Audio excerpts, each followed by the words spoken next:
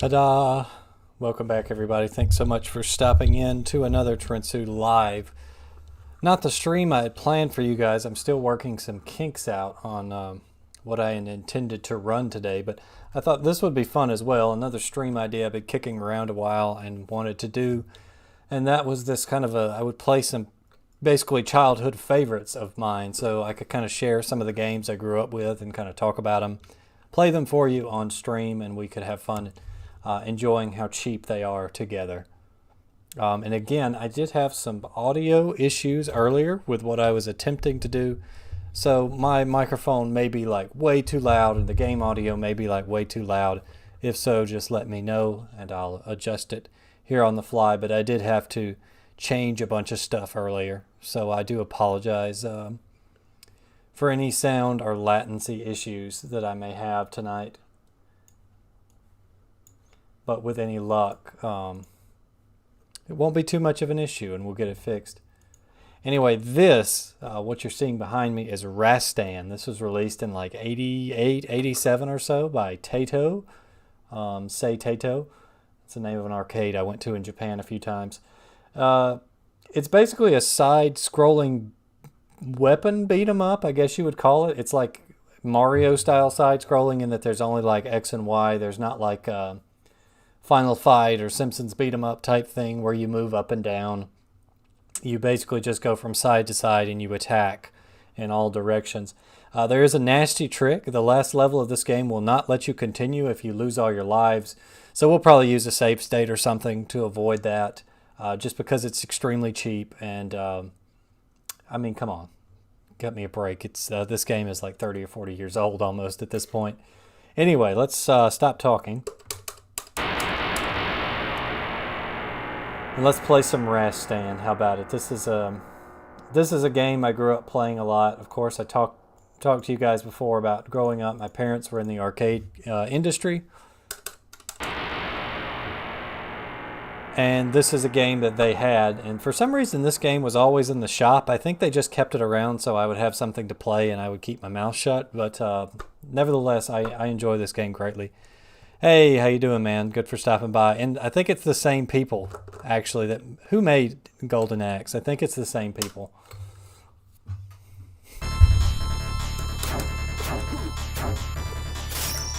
And I'm using my fight stick to play this, so hopefully it'll...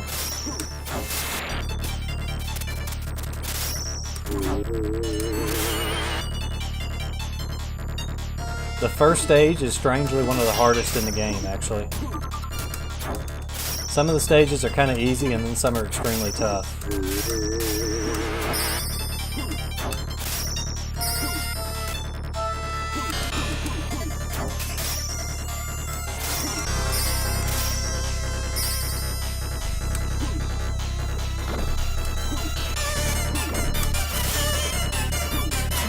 You pick up different weapons. This fire sword is the best one because it gives you a projectile and it pretty much one-shots any basic enemy.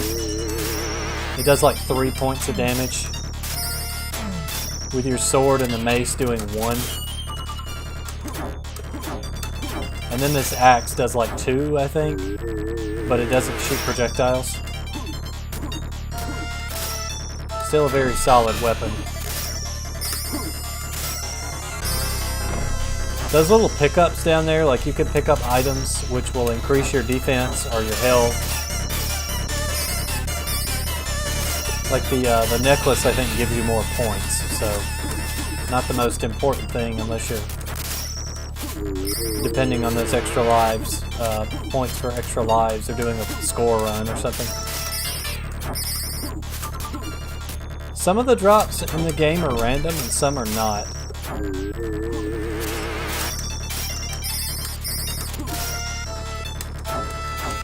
Well, I screwed that up. It's okay. That mace isn't particularly useful at this point in the game.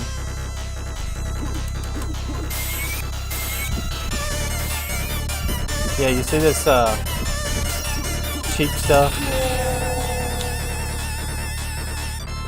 This first stage is extremely difficult.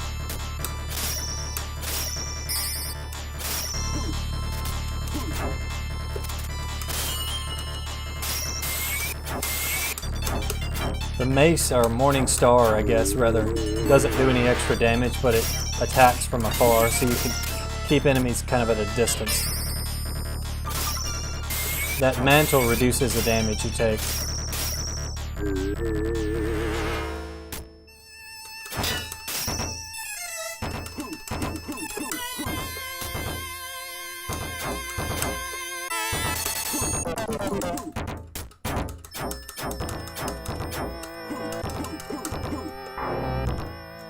One thing I always liked about this stage in this game is the progression from day to night. Like this stage, the sun goes down as you go through the stage, which is just a really nice touch. Okay, this is the really tricky part right here, because we're about to be attacked by bats here in a second. It depends on the music. There it is.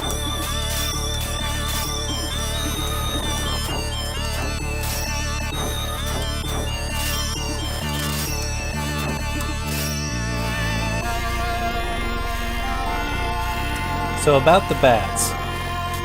The bats are basically this game's way of keeping, like if you were in the arcade and let's say it's a busy day at the arcade and there's a bunch of people standing around wanting to play Rastan. What is to stop you from just getting to a safe screen and just standing there and wasting everyone's time? Well, that's what the bats are for. If you stand still too long, bats will attack you. But on this first level, for some reason, they always attack at that point in the stage. So I don't know if it's like a glitch, and when they were programming it, they just screwed it up. I don't know what it was, but you will always be attacked by the timeout bats right there, whether you're taking your time or not.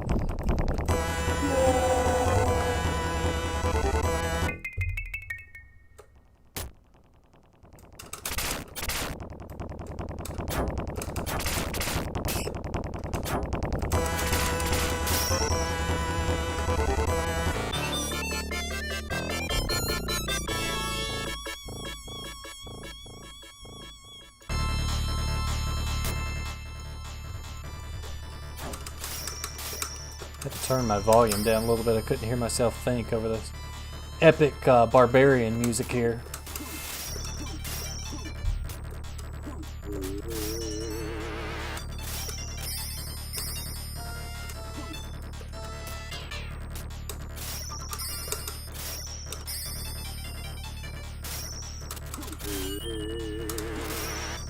The jumping is really awkward, so some of the hardest sections are these jumping sections. Because you don't really like hold right and jump, you kind of jump up and then go over, if that makes sense. And you just kind of have to hope that you fall where you want it to go. It's very awkward. The combat was definitely the star of the show. They shouldn't have put those some odd platforming sections in here because they're really awkward. It's definitely the weakest part of this game.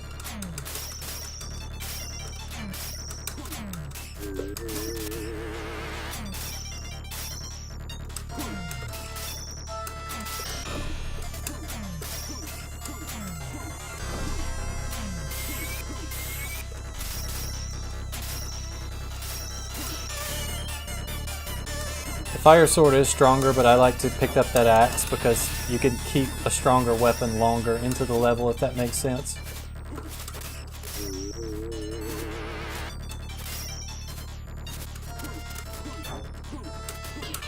Water is also an instant death. If you so much as sniff water, you're dead.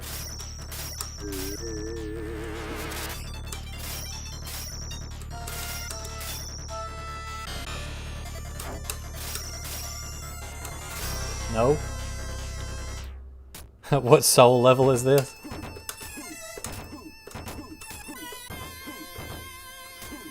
Soul level 4, because that is, you are one level this entire game. Unless you pick up a fire sword, and then you get a little bit extra offense for a little bit. These are also instant death if you are, like, touched directly by them. It's hard to explain.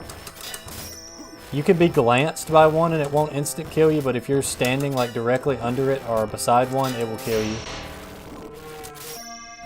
There's a lot of really specific collision in this game. The wasp there took a cheap shot. A lot of the times one of these enemies in front of the boss door drops a full health, so hopefully we'll get the full health drop.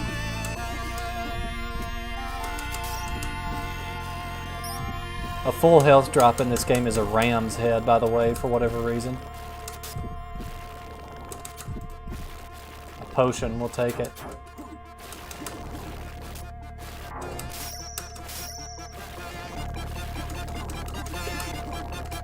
You want to be able to get to the boss of the stage with the axe. Yeah, see, there's the full health. So now we can just kind of Rambo this guy since we have the axe. He's going to jump. We don't care. We're just going to run up and axe him to death.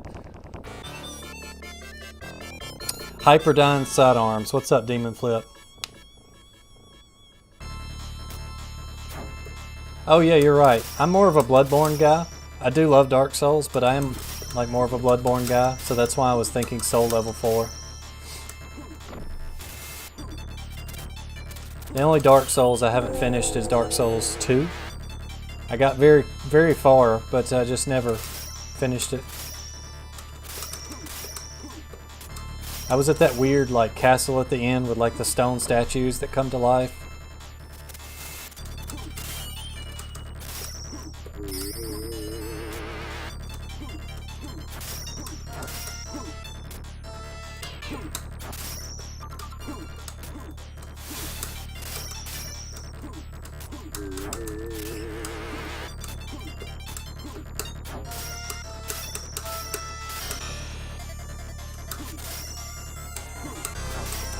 And yes, those blocks do count as water. Like they were trying to do like a 3D perspective, like you're jumping along the top of the waterfall. But I could see how it could be kind of misleading if you've never played the game before. Yeah, see, like that will instant kill you. If you're standing in front of that when the spears come out, it instant kills you. There's also like hitboxes. So like, for example, bosses take more damage when you hit them in the head, even though the game doesn't tell you that. And attacks, like plunging attacks, do more damage than like, for example, side swipes. Like if I jump and hold attack down, that's called a plunging attack, like Dark Souls. And it will actually do more damage to enemies.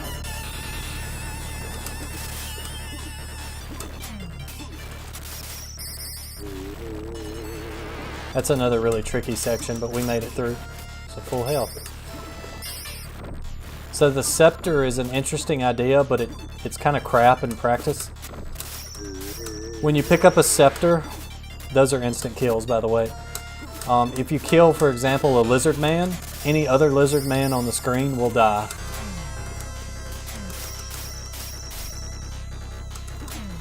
But it's not very useful in practice because all the places that they made scepters drop, you don't get a lot of duplicate enemies. So it's just kind of a novelty more than anything else.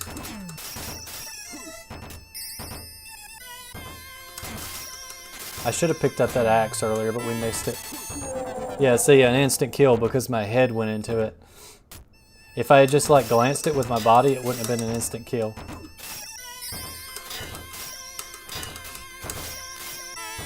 And sometimes enemies will just explode in the castles. I don't know why, but they do. It's pretty metal, though. If you have a fire sword, you can actually kill those fireballs, but once again, the game doesn't tell you that. It's just something you figure out.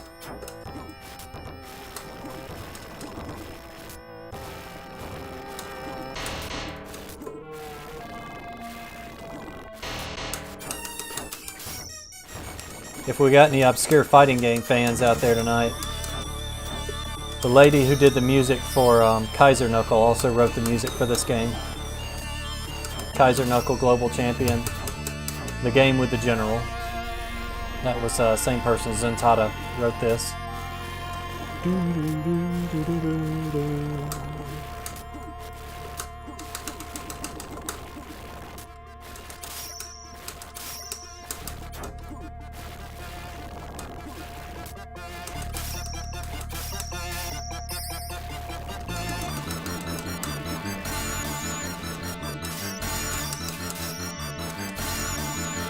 Touching enemies does hurt you, but not as much as if you get hit by their attacks, which makes sense.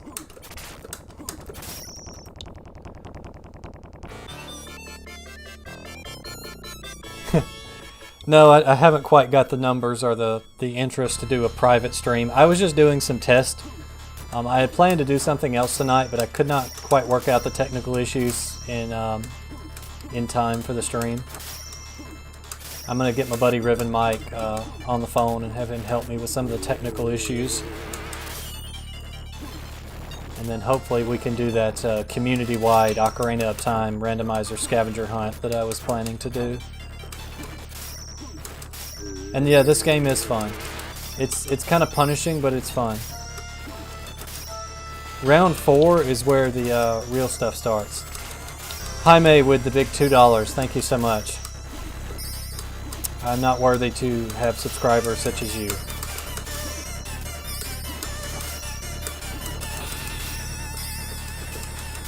Oh no, we're getting bat attack.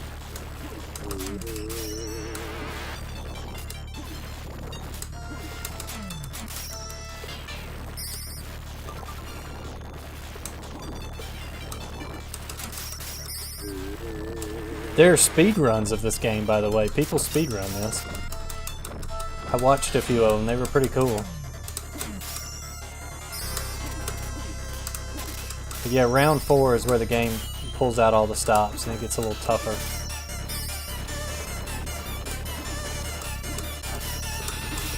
Oh!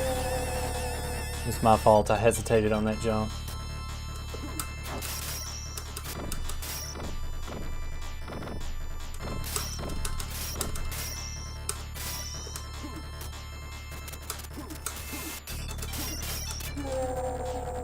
This is one of those games I find myself going back to, and I play it in spurts.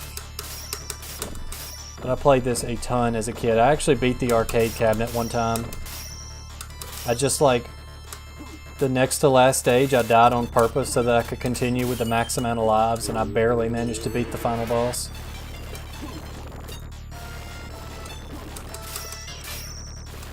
Full health.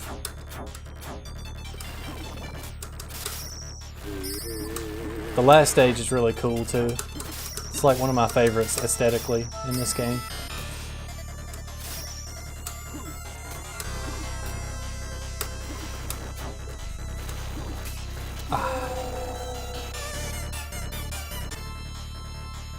If you want the private stream, you gotta sub to his OnlyFans. It comes with complimentary feet pics. That's Requiem. F, you know that Requiem is the feet pics guy in the guild. What him and Anna do in the privacy of their web stream is none of my business, though.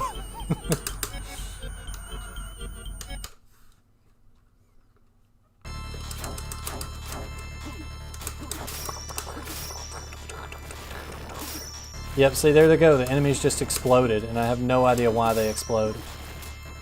I think it may actually have something to do with the instant kill spikes, because sometimes enemies get killed by traps in this game. And so there's a spike on the other side, and I think it's something about when that spike loads, it kills them because of some collision issue or something. I'm not sure.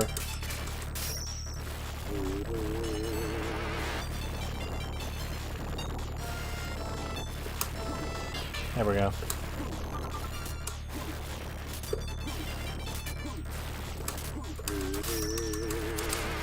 That's kind of the last headache in that level because the boss area is right next to it, so.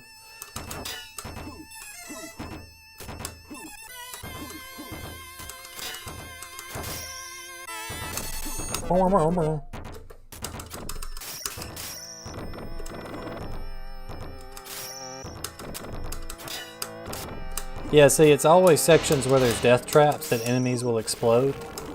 So I'm thinking it has something to do with some sort of bug that has to do with the collision, about whether or not the enemy was on the trap. I think. Maybe we got some Rastan speedrunners in here that could enlighten us.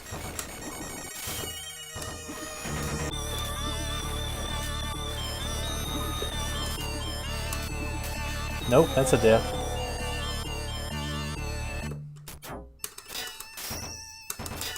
unforgiving continue point.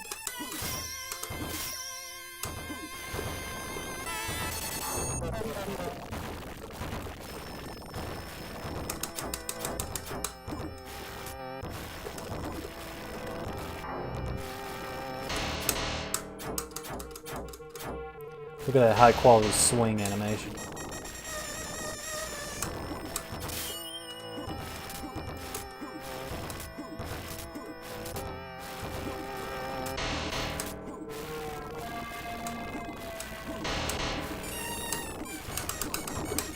There's some speed tech for you. So anytime you're climbing a rope and there's a wall on one side of you, like the side you're trying to go, you can just spam jump and the rope will continuously, the wall will continuously catch you so you won't fall.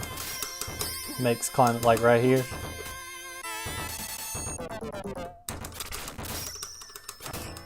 Stop.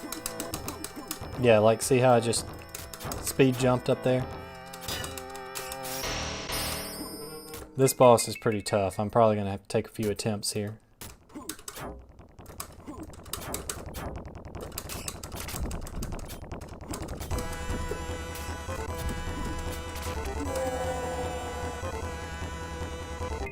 Yeah, that's exactly what it is. Hey Erasmus, how you doing? Glad you're here. Yeah, Frangle, remember how I was talking about, I don't know what part of the stream you came in, but I was talking about how jumps in this game are extremely awkward. It's like you don't, like see I'm pressing, like so if I press jump, I go up and down, right? If I press jump and hold up, I get a high jump. If I press up and then I press left or right, nothing happens. You stay going straight up and down. If I want to jump to the left or right, I have to press them both together at the same time. And anything you hit basically stops all forward momentum. I don't know if that was an intentional choice for like challenge to try to make the game feel a bit more realistic, or if it was just like a quirk. But it's one of the main reasons you want to play this on a arcade stick, if at all possible. Because it's kind of annoying to do on a pad. And sometimes, like if you don't high jump enough, like if you don't do that up and jump, you just won't be able to clear stuff.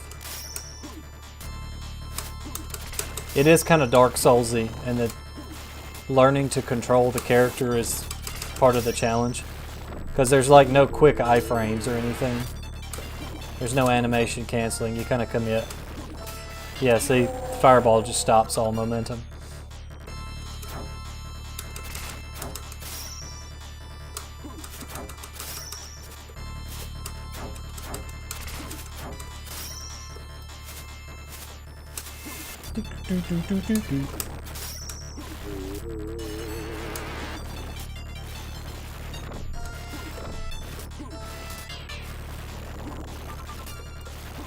Alright, we're going to let the Fireball do its thing.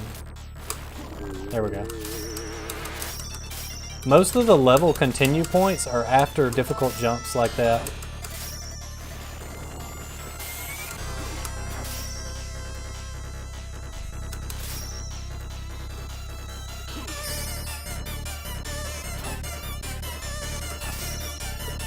It's going to keep spawning enemies over there because it wants me to move, but there we go.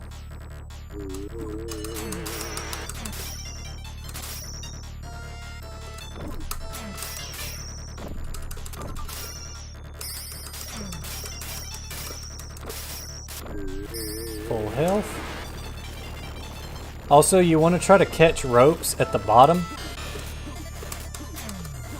because if you catch a rope at the top, it slows down the swing for some reason. It's much easier to time your jump when you catch a rope at the bottom. It's just one of those little gameplay quirks.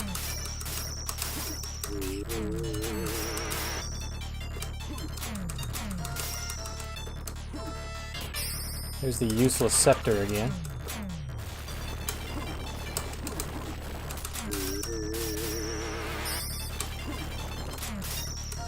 nice transparent background.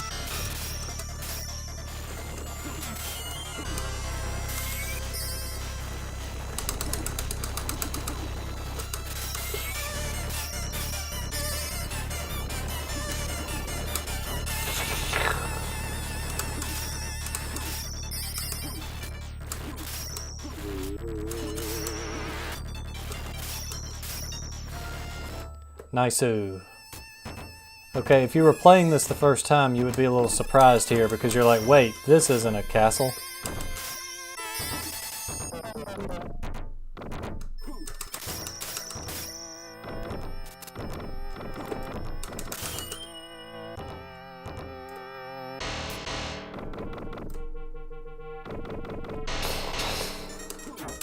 Ow.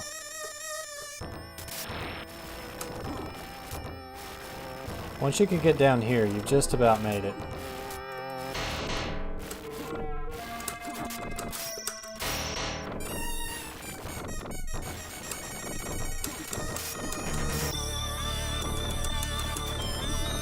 Unless you forget about that and run right into it, of course. Hey, Ernest. What's up, man? How you been? You have no air control. Castlevania gives you a little bit of air control, but you can't change directions, I think. Like, for example, if I do a hard jump to the right, I'm not going back towards the left. I'm just set. Momentum be danged. I'm going that way. There's no stopping. Here, let me lose all my health in the first section. And forget to pick up the axe. Yeah, there we go. That's great. Waku Waku 7, that's an interesting game. I wouldn't think that one would be too hard to one credit clear, once you got the computer pattern figured out. Oh, look at these chads here. Get away.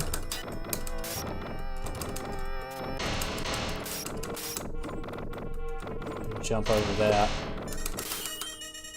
There's a lot of really cheap sections in this game, like the two bats flying there, so you basically like you have to give up the very important axe pickup or you have to take the hit. It's kind of cheap design.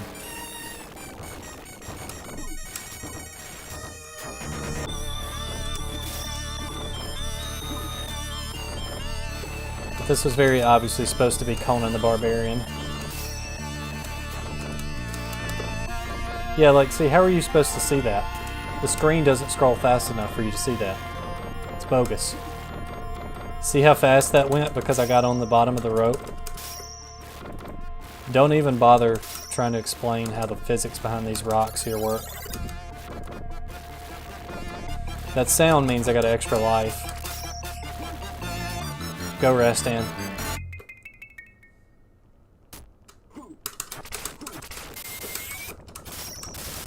Ooh.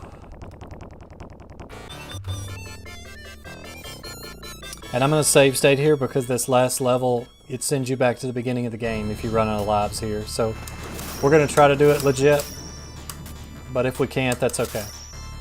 We got other games to play tonight.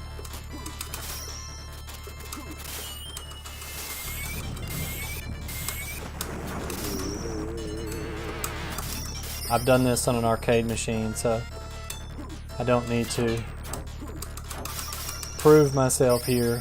At least I don't feel the need to.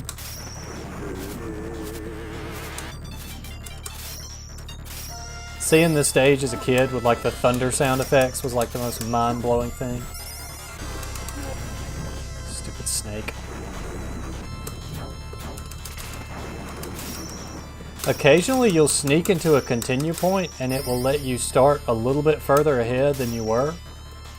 I guess it's just by where they put some of the checkpoints.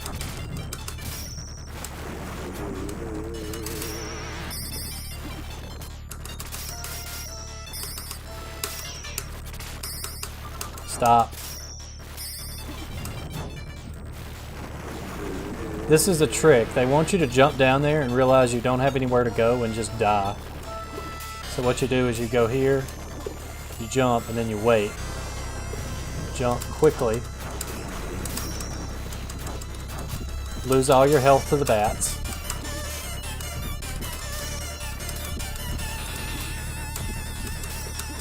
Hopefully we can pick up a health power up. Yeah, there we go. Oh, another one. I think there's a ram's head drop around here, guaranteed. I think. I could be wrong.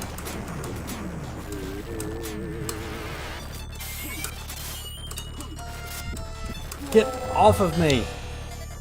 Stupid bats. They're like the worst enemy in every game they're in. The ring makes your sword swing faster, by the way. See how fast it goes now?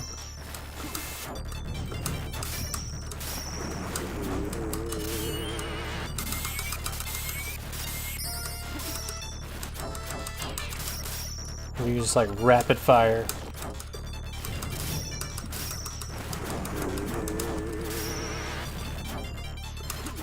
The castle stage on this level is fairly tricky, but it's not too long, thankfully.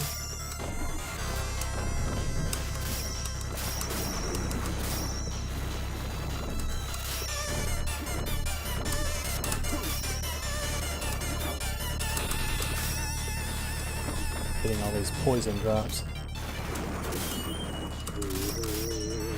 Yeah, see, there's that guaranteed full health.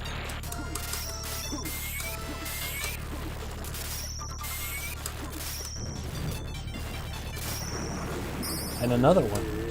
Another one.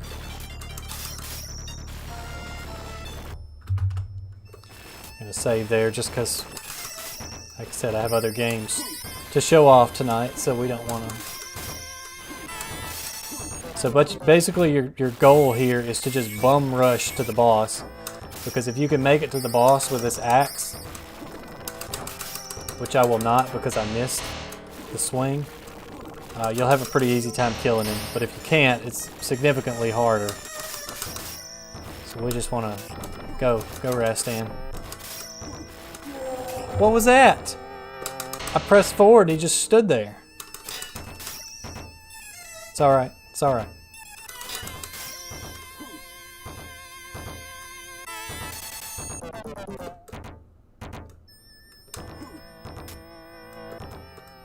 See, that one tricks you. It jumps twice.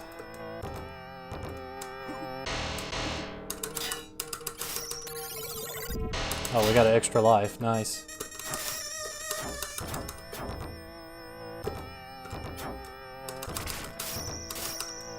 Alright, boys. Hey, Mike. What's up? Glad you stopped by. Ow.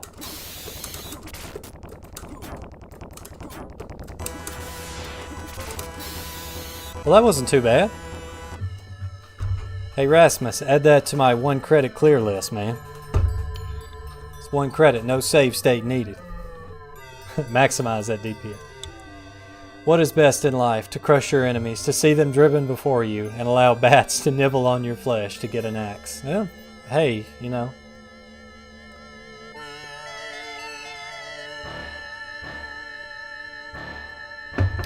The last boss of Waku Waku 7 is Fernandez, the big, big black bowling ball looking thing with wings, right?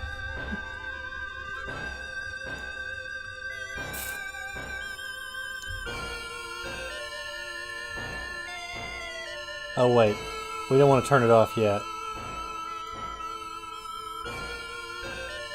I wanted you guys to see the ending.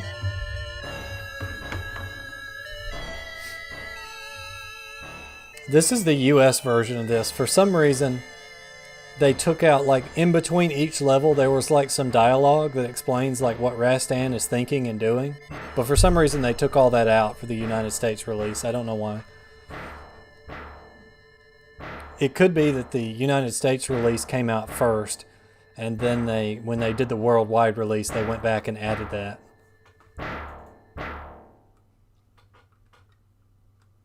Yeah, the bowling ball, that's right.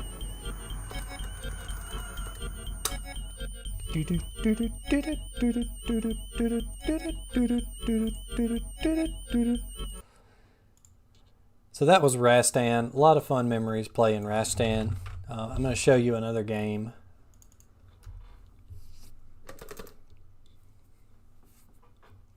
That I absolutely adore, even though it's really, honestly, not that good. subjectively speaking.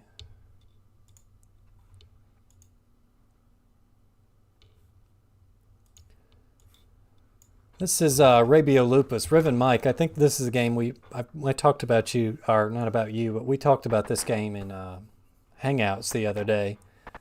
But this is Rabiolupus by Video System. They made the Aero Fighters series. If you've ever played like Aero Fighters 1, 2, and 3, this is one of their earlier games. And the two bunnies were actually playable, and I think it's Aero Fighters 2 on the Super Nintendo as a hidden character. But the red one is Rabio and the green one is Lupus, and they're kind of like V-System's unofficial mascots. I don't know how in the world this game ended up in the South, but this is a game that my parents had for the arcade growing up, and it was in this solid black cabinet that was obviously like a recabinet that had been repurposed, and it had a Rabbit Punch marquee, and like that was it, like no side graphics or anything. So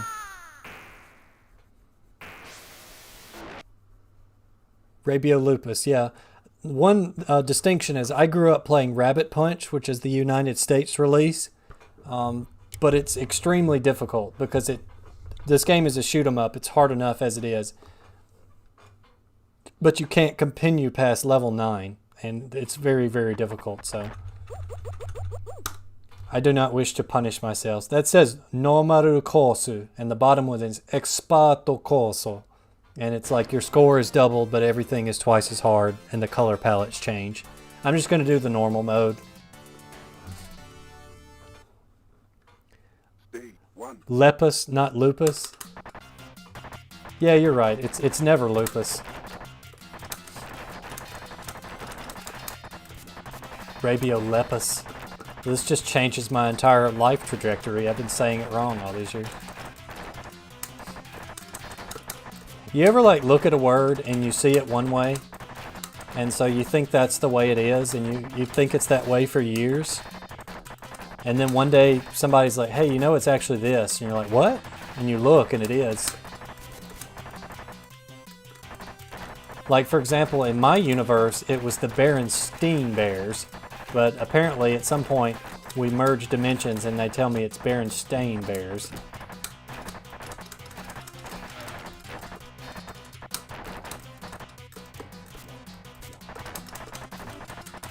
If you've ever played Aero Fighters Assault on the N64, same people made this.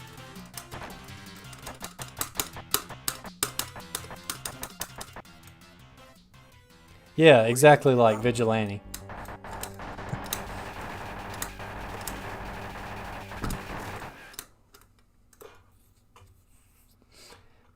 The problem, this is the very first YouTube video I ever posted on this channel, was a review of this game.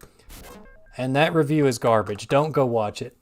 I posted that like 16 years ago. I was in my room at my parents' house using the microphone that came with my Gateway 98 PC that I had saved when that PC died, on a laptop with barely enough memory to run like Windows Movie Maker. And I want to say I used like unregistered Hypercam or something to record this the review of this game. But this game is just very simple. Like a lot of it aesthetically doesn't make sense. Like the enemies are all over the place. Some of them are robots, some of them are organic things. It just doesn't make much sense.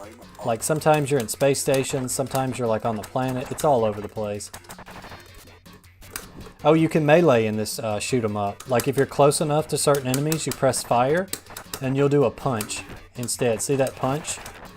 And it's like the most damaging attack in the game. It one-shots most things. It's really strong. Going to watch it and judge you on it, BRB. If anybody would, it would be you. So I'm not too worried about that. I got a lot of really old reviews I just need to go scrub from YouTube because they're very low quality. They're very, very low quality. But I mean, most gaming stuff was back then.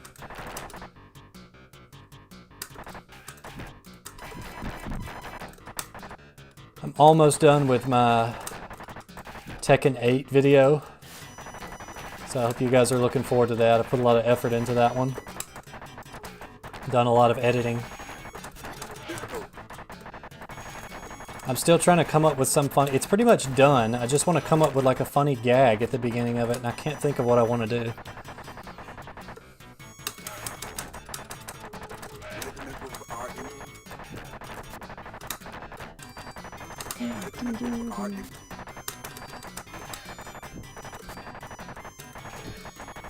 These canned carrots are your power-ups, but you have to be careful because if you fly into them, they just go away and you don't get to use them, which is dumb.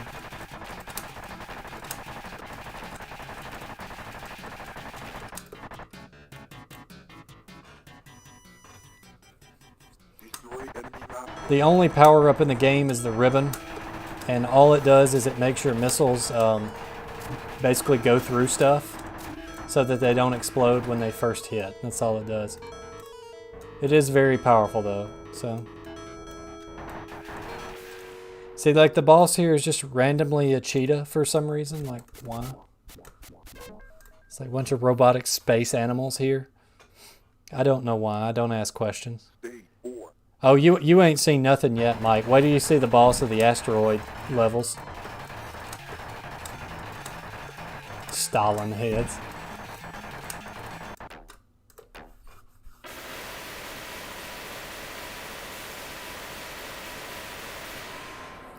This is another reason to play the Japanese version, is this cutscene that we're about to see was scrubbed from the US release.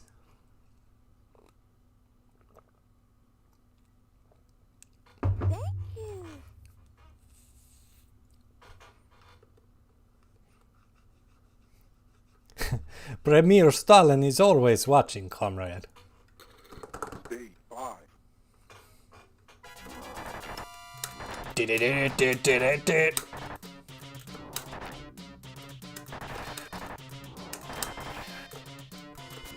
The bags don't seem to do anything but give you more points, so. Oh crap, crap, crap.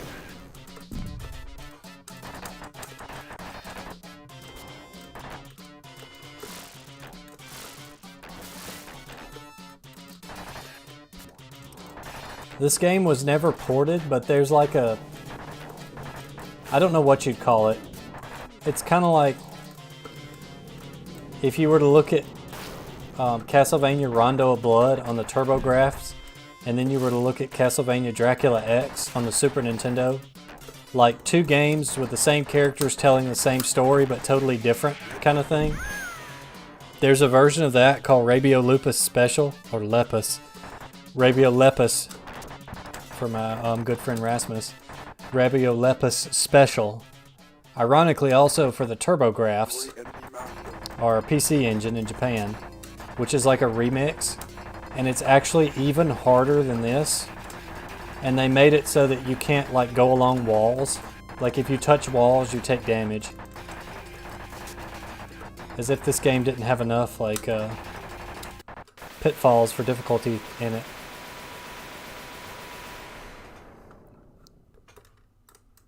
Oh, the bullet hell, now is not the time for bullet hell, that comes later. And this is on normal mode. You can choose expert at the beginning of the game and play even harder.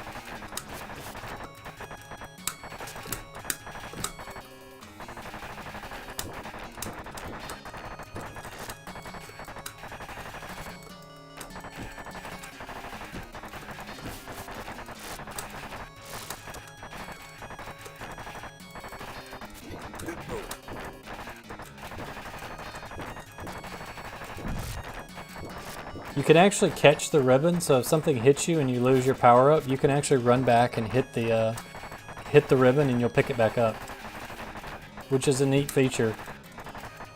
More shoot 'em up should do that.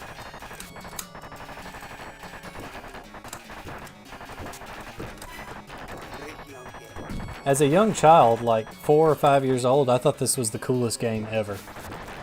I played this game so many times.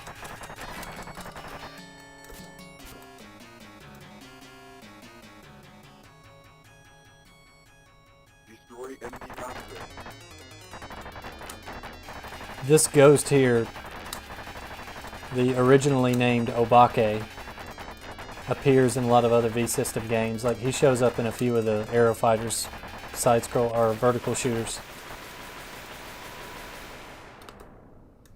Oh yeah, it's about to really ramp up once we finish the asteroid and get to the last world, if you will. Once we get down to planet down there, that's when it really picks up. This stage is fairly tough. You start running into these orbs, which you can't kill unless you get the invulnerability power-up, which spawns seemingly randomly. Also, there's a boss rush, so there's that. Invincible enemies.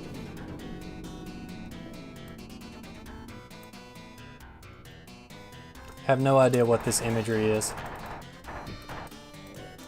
Ooh, with them chunky missile power-ups. Here's a secret that the game doesn't tell you. If you punch right there, it stops this laser fence. There could be other stuff like this in the game that I haven't discovered. But I know pretty much everything about it. Aero Fighters 2 and 3 are fun games. It's a classic, that's what it is.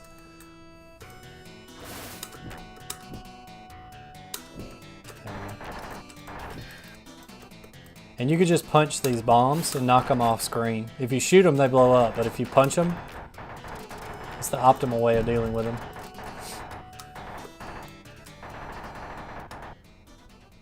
Alright, let's pause a second. What do you guys think the boss of this level is? Just take a guess. What do you think the boss is? Some kind of mecha? Is it a floating head of some kind? What do you think the boss is? Just like in real life. Have you pictured in your head what you think the boss of this level is going to be? A waifu? Or, oh, F says a waifu, maybe? That's a good guess. Great guess. All right, has everybody got your answer in? You got it in your head? You got pictured what the boss is going to be? All right, get ready. Here it comes. If you said Gandhi, you were right.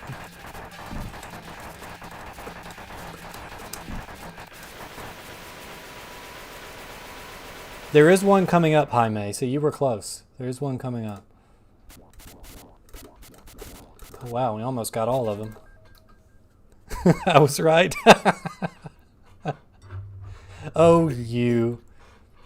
Here's some horror nightmare fuel. The best way to beat that boss is to just tank a hit and run up and punch him in the mouth 3 times and he dies.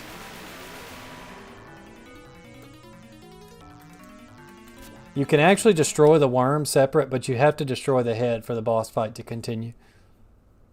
Gandhi best waifu. Thank you. This cutscene was in the United States release, but most players probably never made it far enough to see this.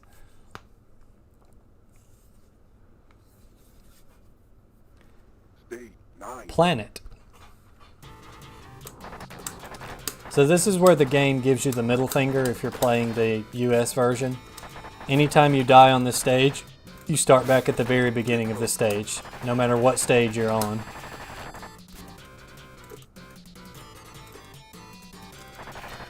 Some more hidden mechanics the game doesn't tell you about is if you hold down on the ground and press up, you can super jump. I don't know why you would ever need to, considering you can fly, but you can do that. I guess because you're a rabbit. You get that little sproing sound when you do it, and you shoot up in the air. That's one of the toughest patterns in the game, by the way, is that little section there. You can also run fast on the ground if you hold down and press forward. And you do like a super slide. But since the game auto-scrolls, it doesn't really matter. See, watch this. See how I can go fast like that? Again, there's not really much reason to do it, but you can.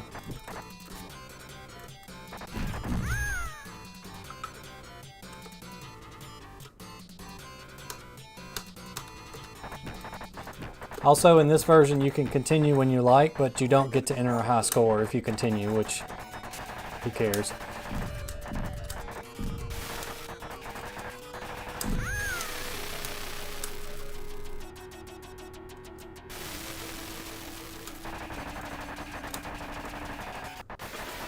There we go. Gandhi learned the secrets of nuclear weaponry from the robot space rabbits. The credits names all the enemies, and he is just called Fire Master, I believe, is what that enemy is called.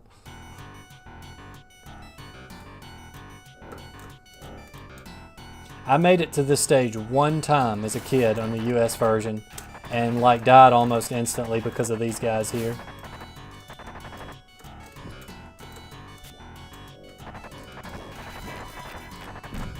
But the first time I saw the levels past this, like when I'd gotten a lot older, it changed my life.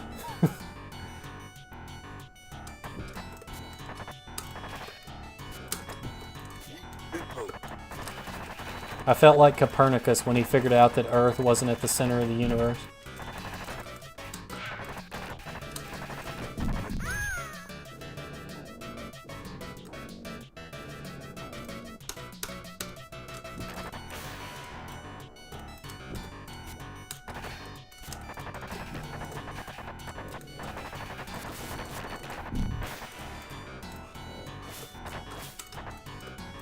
There's no like cooldown period between hits, so if you go up against an enemy, you're gonna die. Like there's no like, oh, I'll just tank a hit. No.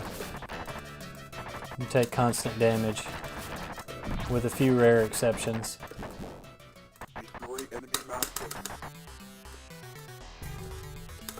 And it's a mammoth.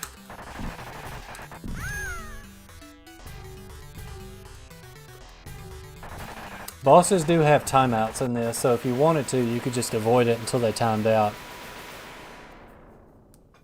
With the exception of the stationary bosses.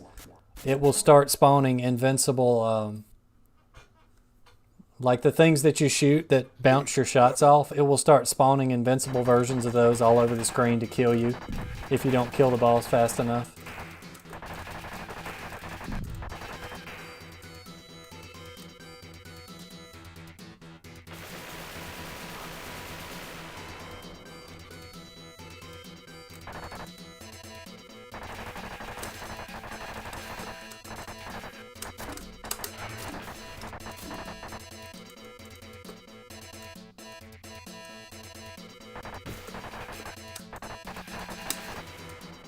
If you can punch a boss, do it, because it'll just decimate them. I wish you could punch this guy.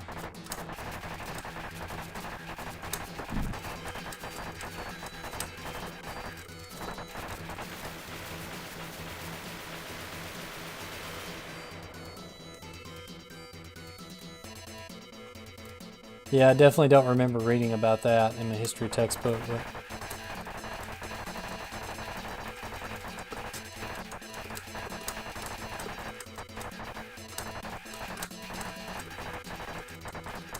once you get rid of this guy's rocks, he's useless.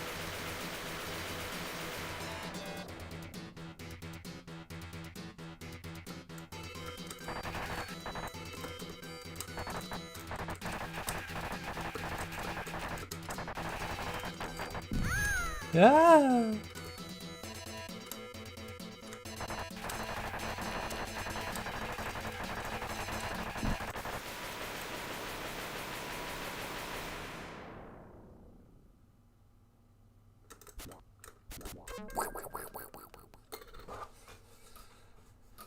Finally, we reach Ye Old Planet.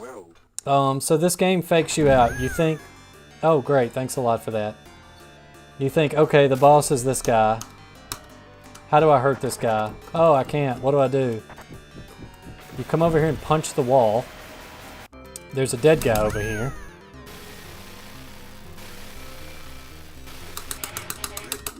You unload into him and you're done. Again, this game could have benefited from a little bit more cutscenes explaining what the heck was going on there. This just says mission completed, is all that says. It says Arigato Usugi-san, which is literally thank you, Mr. Bunny.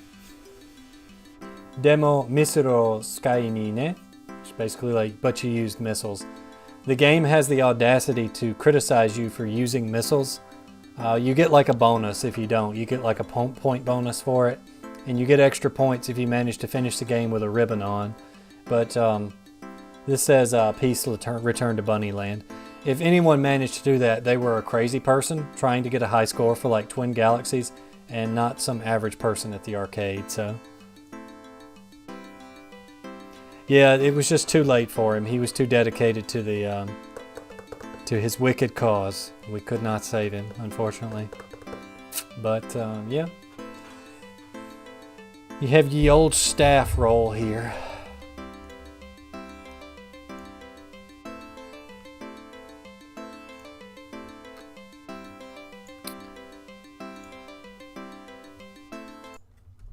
There's no time now for another classic.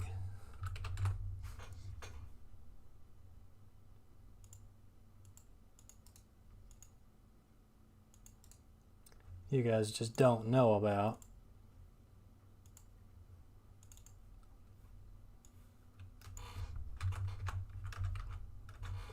And this game also does that nasty, if you die on the last level, you don't get to continue, but it's fairly easy to beat, so I don't think it'll be a problem. Famous last words.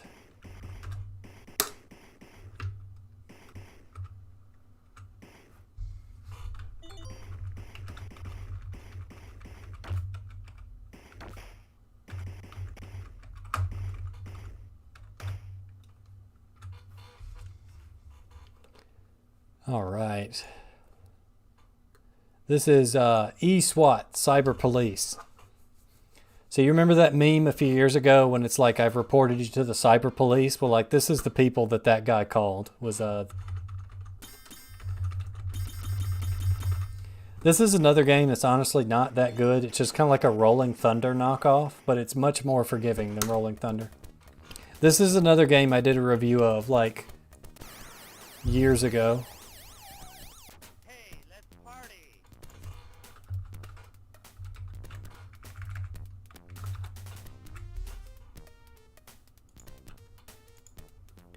Updating the title just so no one's confused and thinks this is Rastan.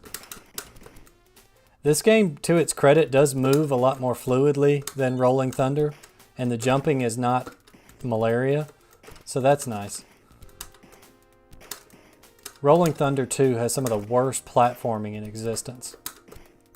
I love the game, but the platforming in that is an abomination. Also, Uncle Phil is one of the bosses in this game.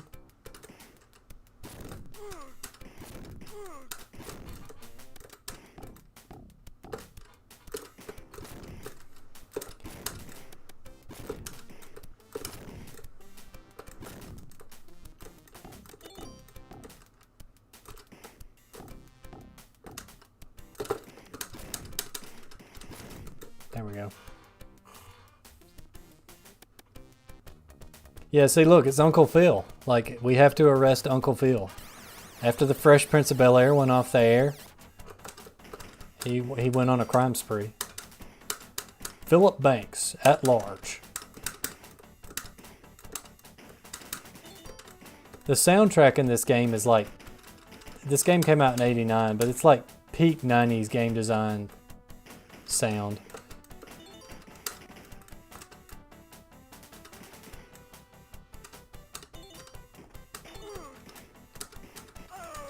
Oh yeah.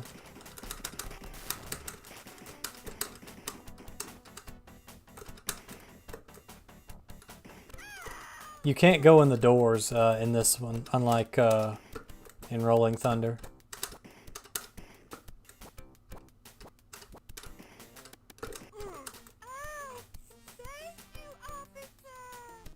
Yeah, I like how he keeps his gun trained.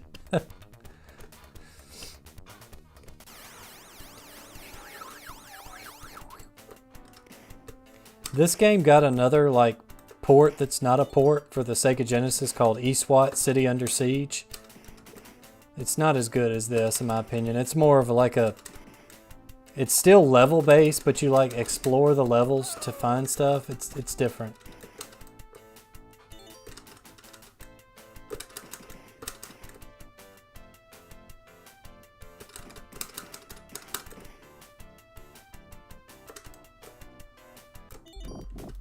Here's Uncle Phil.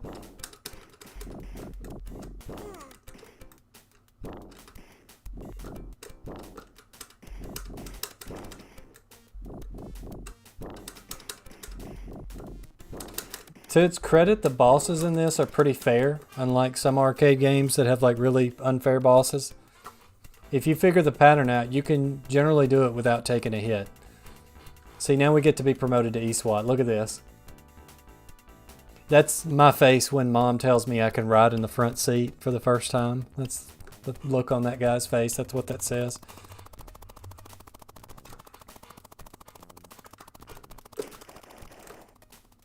The actual gameplay doesn't change too much at this point. Just we get a machine gun, but really it works the same way as the other. And we also get special weapons. The special weapons are nice.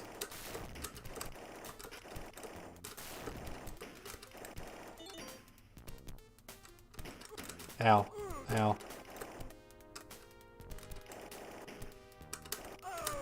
Oh, yeah.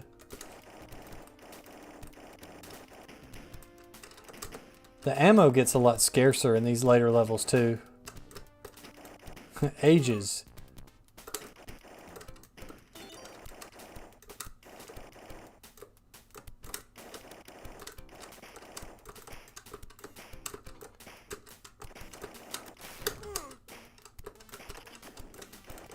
There we go.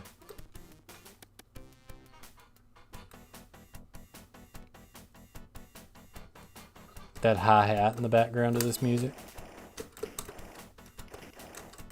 The whole soundtrack for this is on YouTube, by the way, if you're as impressed with this 90s or late 80s sound design as I am.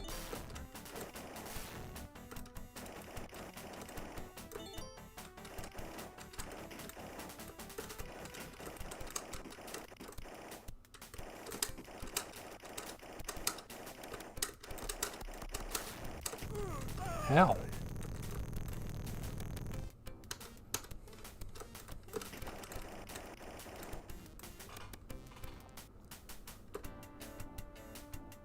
This is a very Darkwing Duck looking aesthetic. By the way, the player can stand on that elevator and it will take you down and kill you instantly, as I discovered as a child.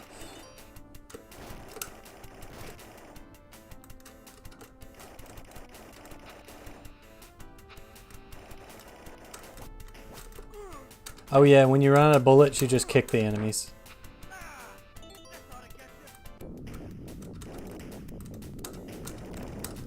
Now I said this game was fair. This is one of the more poorly designed bosses here.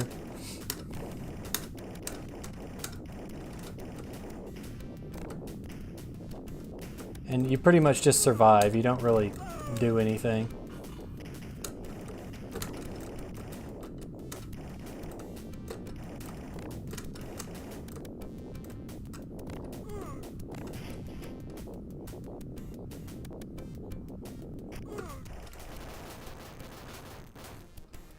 We captured Dirty Duffy. We did it, game.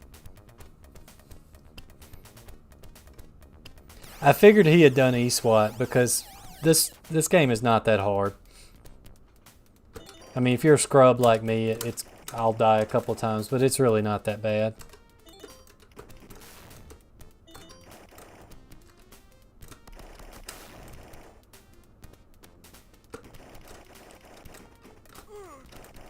This game had a blue cabinet, as best I can remember. It had some very late 80s, early 90s like artwork on the side too. If you've never seen an arcade cabinet of one of these old games, they had this really interesting quality to the artwork. It's very unique. So this guy's thing is because he traffics animals, all the bosses are animals. So instead of capturing them, we just murder them. It's great. See, and the best part is, I think I said this in my review, You just leave the corpse of a dead tiger on the street as soon as you go after this guy. It's amazing.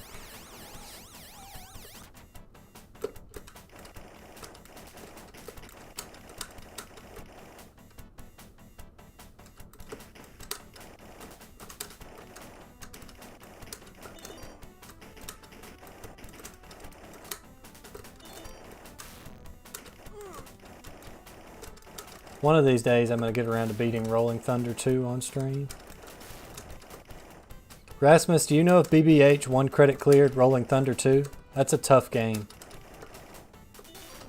I could see it being done, but it would take a lot of like blood, sweat, and tears. And look, it's just like a gorilla. It's a silverback gorilla. And he throws barrels. I wonder where they got that idea.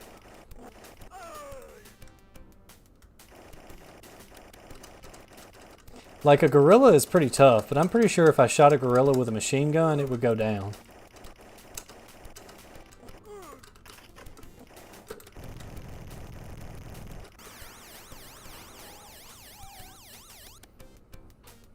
And once again, we just leave the corpse of the animal on the street as we go to the Philadelphia Eagles stadium here.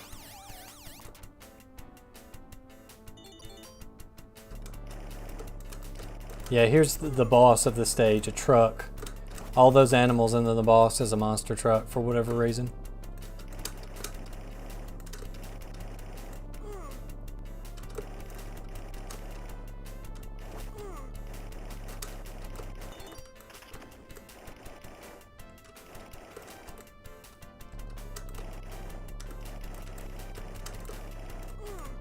I don't know how they're getting all those guys. Like, there must legitimately be like a clown car worth of guys on that truck.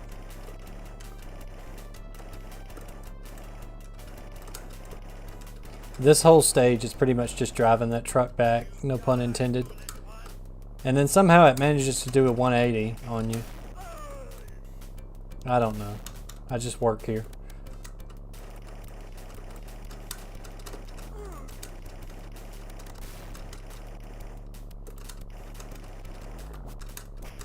And then you end up having to kick the truck to death because you run out of bullets.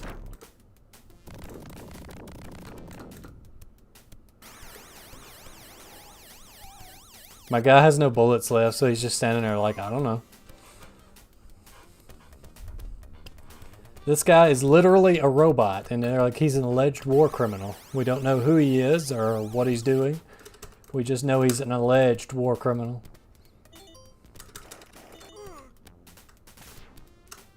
Let's see, we don't care about this, so we'll just walk through all this. Stop.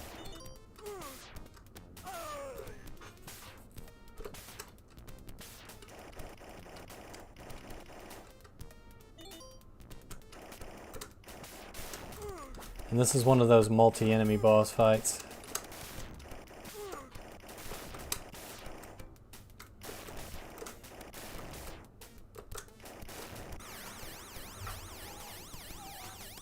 Yeah, God bless him if he does. That's a tough one.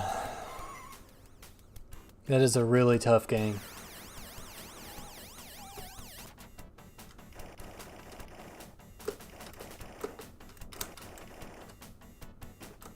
It's one of those games that's like very difficult, but it feels fair. But it's just extremely difficult. And there are some really like cheap sections that will make you die.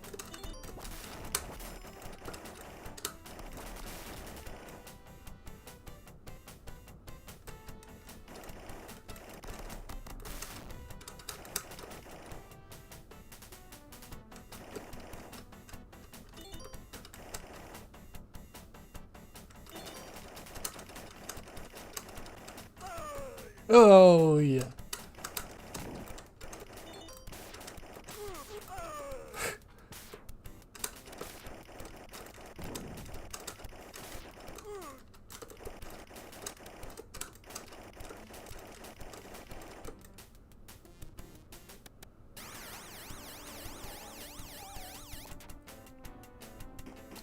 I'd say this guy may be more than an alleged war criminal if he's got some tanks being put together at his hideout.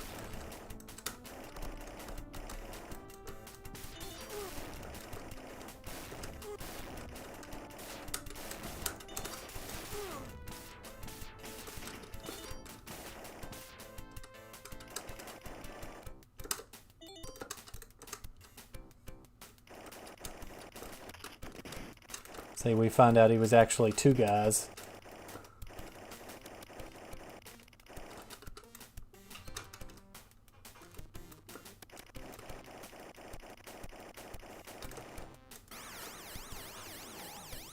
Notice the sneaky little Sega logo hidden in that middle section there when the car drives off. It's the last guy. We don't know who he is, just that he is a war criminal. That's it.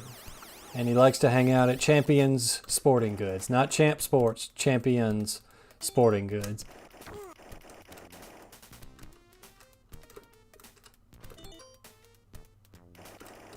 Okay, again, I've got to be careful on the last boss here because it will game over you if you die. You just have to go back to the first level.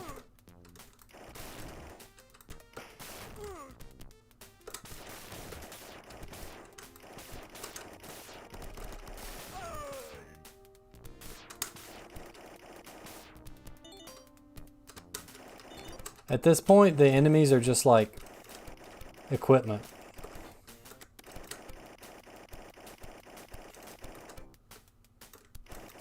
Like, this is just like some welding equipment.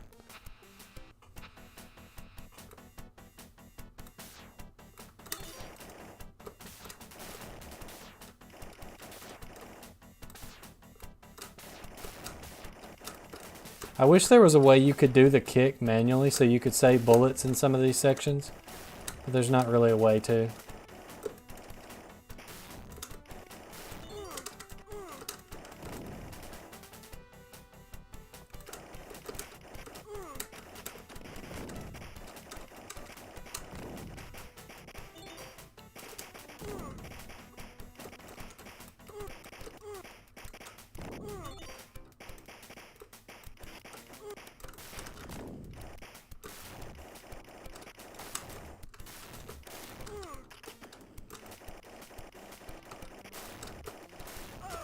Oh.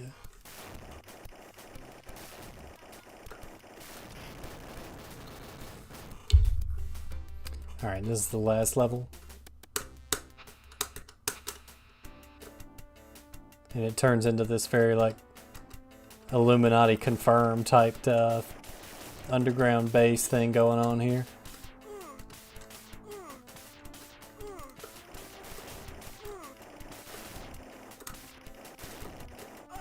Stay asleep. Obey.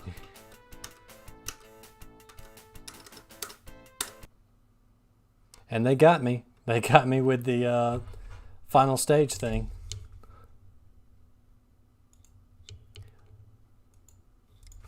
It's alright. I have my ways.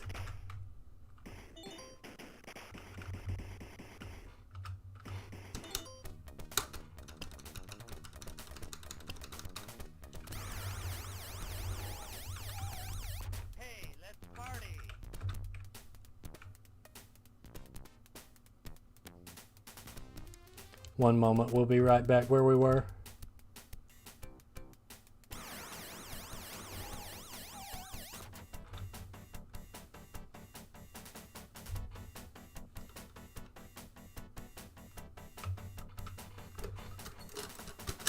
Actually, yeah, there we go.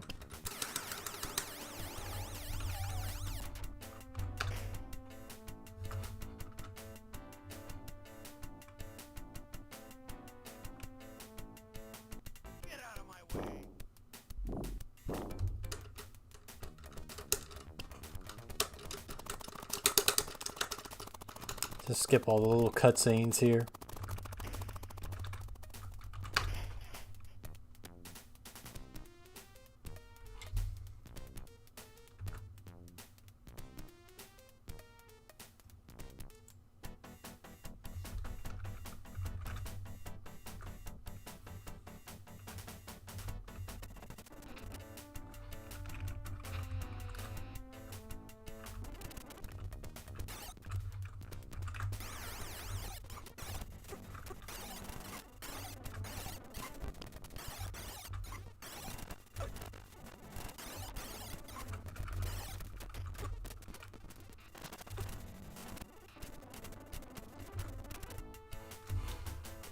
Yeah, here we go.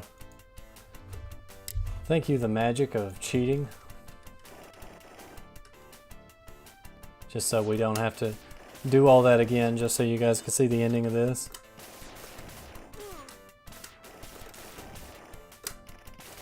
I should name this stream games that you wanted to see the ending of as a kid, but you couldn't because they were cheap mechanics that didn't let you continue on the last level.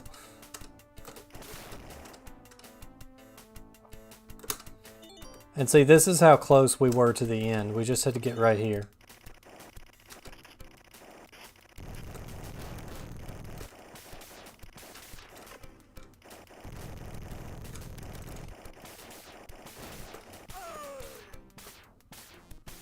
He's like Captain Crunch. The last boss is Captain Crunch. And that's it. You just blow up the orbs and that's it. Captain Crunch is defeated. No, it's really not. Very few things can top the finale of Narc. Still, do remember the ultimate factor is still in your hands yourself. Let's not waste it. Maybe the real ESWAT cyber police was the friends we made along the way.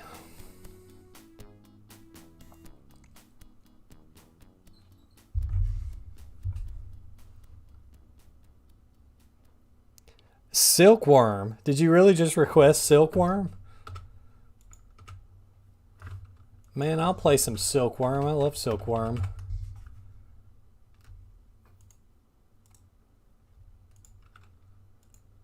That was another game I played a ton of growing up.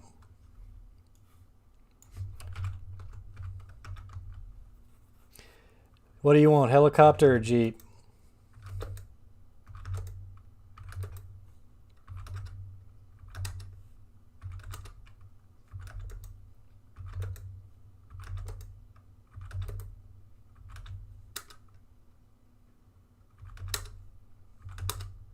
All right, we'll do Jeep.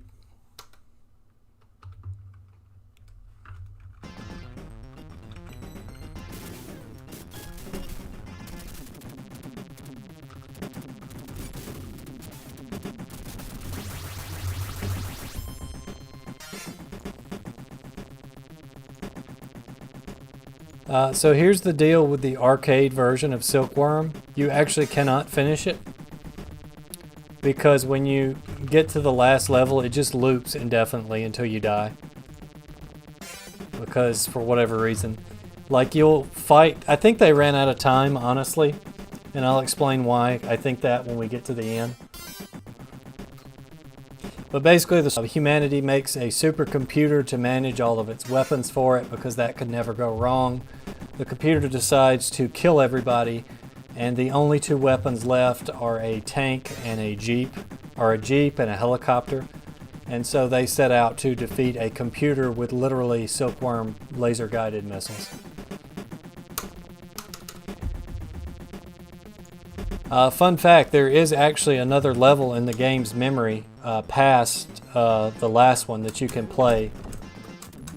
But it's like that last level, it loops indefinitely. I just consider the game beaten once you make it to the last level.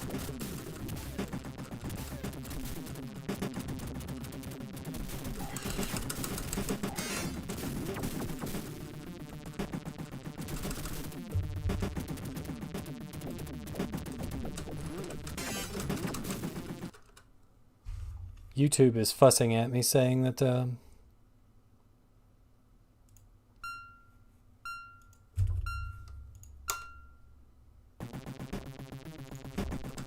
hopefully you guys can still see. YouTube is fussing at me saying there's not enough video input or something.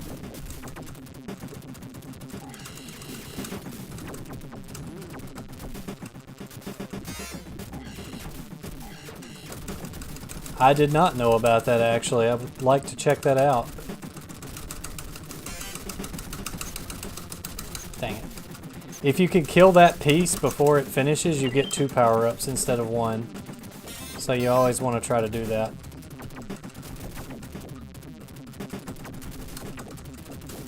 Your first power-up gives you twin fire, and the second one gives you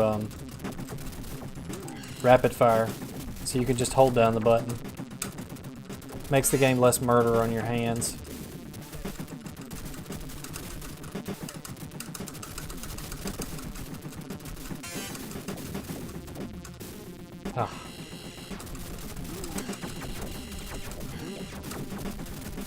Beanie, beanie. Yeah, you guys can run into me if you want.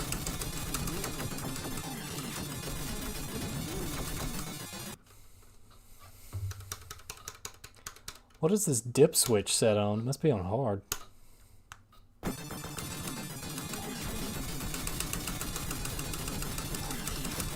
I bet you BBH hasn't 1 credit cleared this game.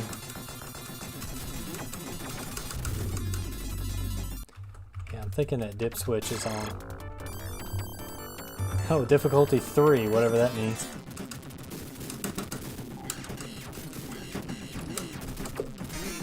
It's really hard to do this with, the arcade joystick has the shoot behind you button mapped to like a button at the top of the joystick, so it makes it really intuitive to do.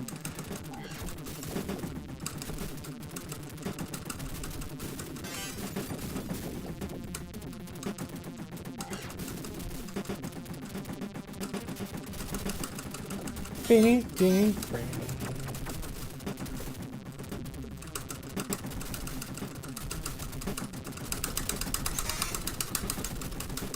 Not fast.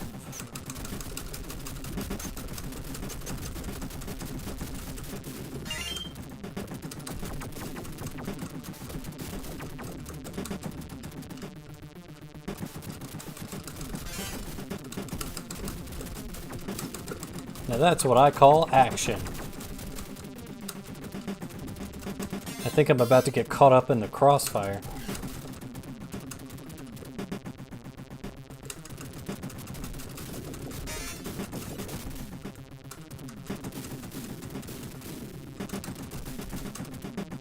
Those missiles are really dangerous if you're the helicopter because they come on screen so fast.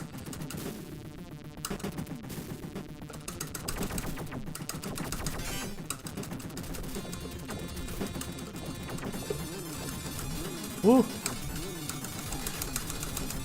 The trick to these early tanks is to stand right there and just shoot, and they die. The NES version is neat. But all the bosses are weird. Like, it's like weird mecha robots and stuff. But it does have an ending, and it's not quite as hard, so that's nice.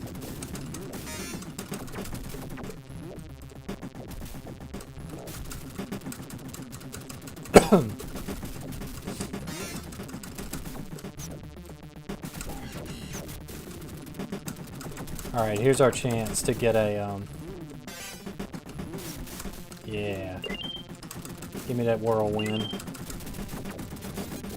And then I instantly die and lose it. Wonderful.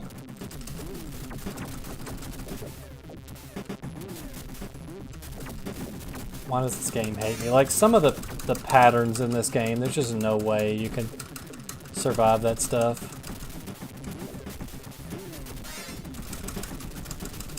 With your pathetic normal rate of fire.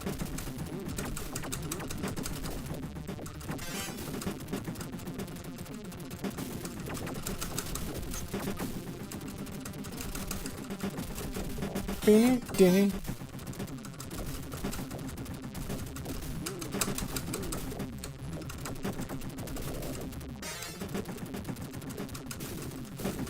I gotta think about what long game I want to do a long play of next. Since we spent so long on Parasite Eve, I wanted to just do some like one-off stuff. But I really want to do a long play. I'm thinking I might do like Mystical Ninja Star and Gomon. That's a really good game. Tato Superman arcade. You'll get caught up in the... Hey Review Fox, when did you slip in?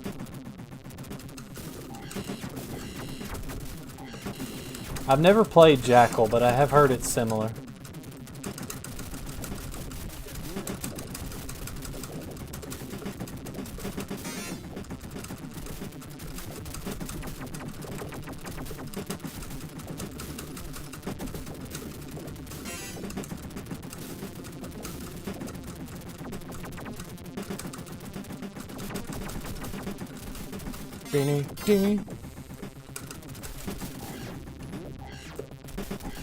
Most of the time I just take the invulnerability.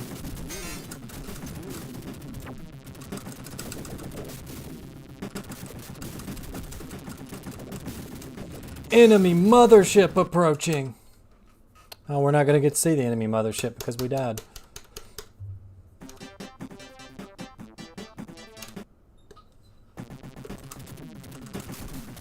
Unless it insta-spawns, which is possible.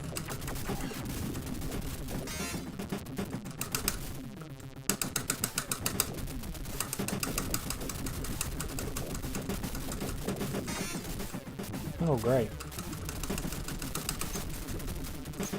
There's no way we're going to kill that in time.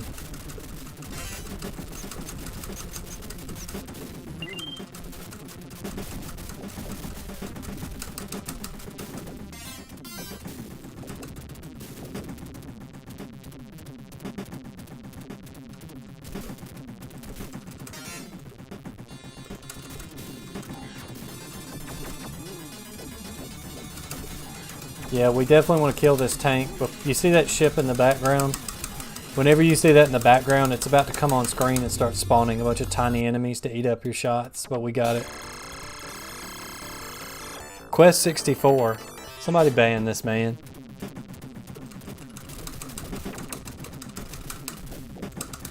I rented Quest 64 like twice as a kid, and the first time I rented it, I couldn't get past Solvaring, I think it's the first boss, the beast guy in the forest.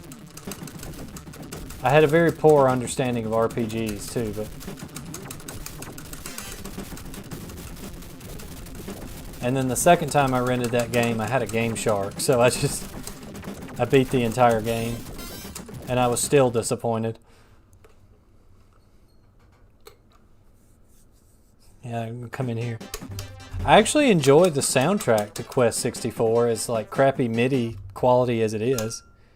What's wrong with Quest 64? How much time you got? The stream ends at midnight, so I don't know. I mean, Quest 64 is okay for like baby's first RPG,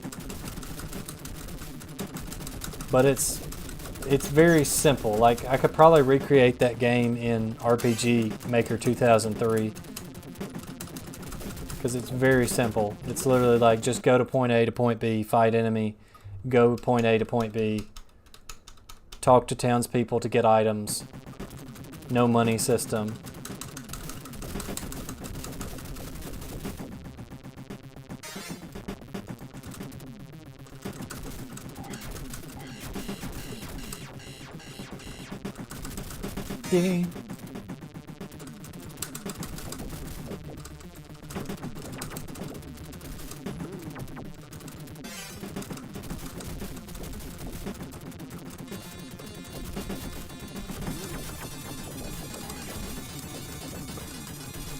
If you're noticing that all the bosses are alternating between a helicopter and a jeep, congratulations, you have eyes.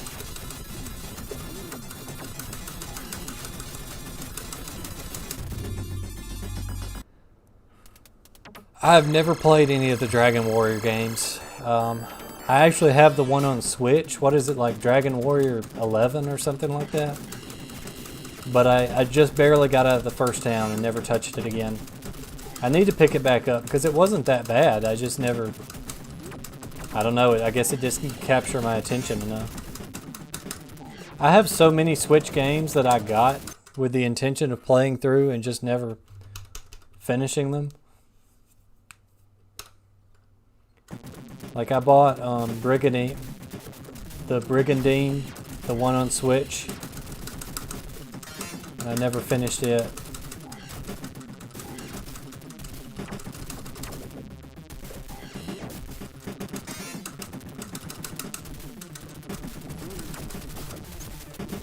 Yeah, we'll just ride out all this mess. Yeah, here we go. Yeah, once you get the auto fire, it makes your life much harder.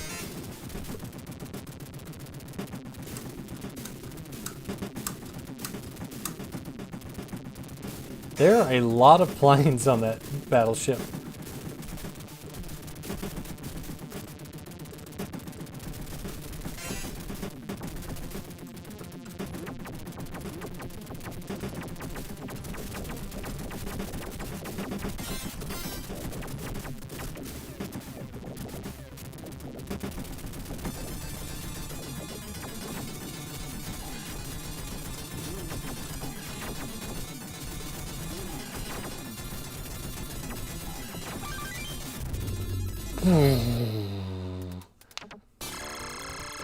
Dragon Quest VII would like your soul.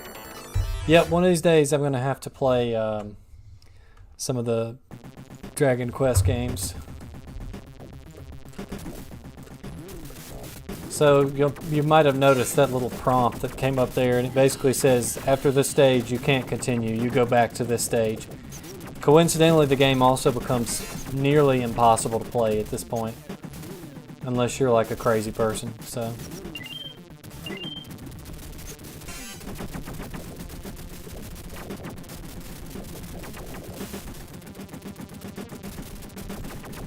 So the way those little mini-boss helicopters work is every time you kill them, you get up 1 or 2 power-ups.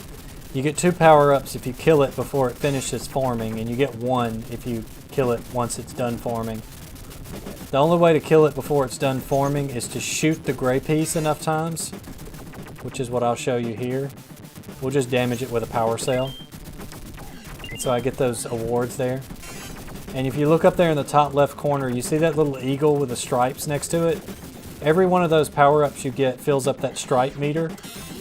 And when it finishes up, you get promoted. And so that increases the rate of your ship's fire. And when you get the max level, you always have twin power, which is like essential to these last levels. And even that's honestly not enough. The game is so brutal.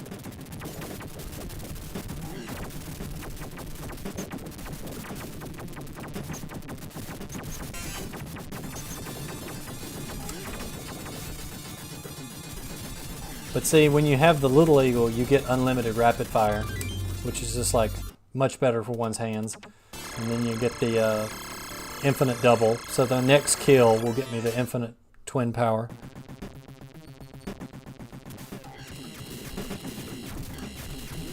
The enemy attacks are also based around whether you're playing tank or jeep or both. See, like you wouldn't get all these little ground bolts here if you were just playing helicopter alone.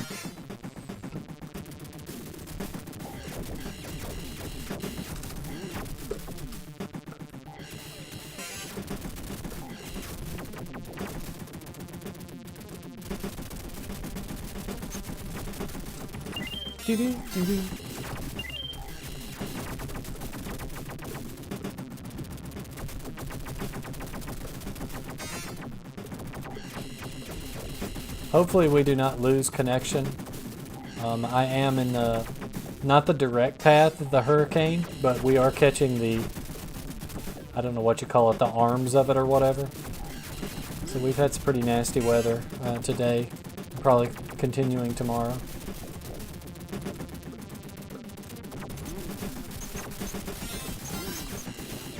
Yeah, like how in the world are you ever supposed to beat this without?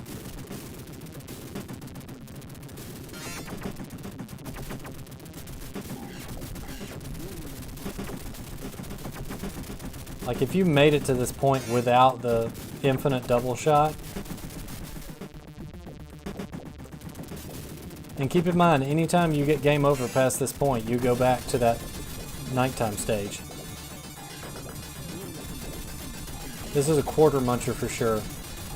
The only way to avoid it is if you do 2 players and you just make sure somebody's alive at all times. It's the only way.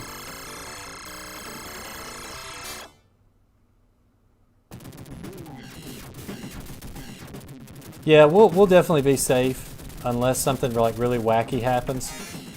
But we are catching the arm of it. Nothing like our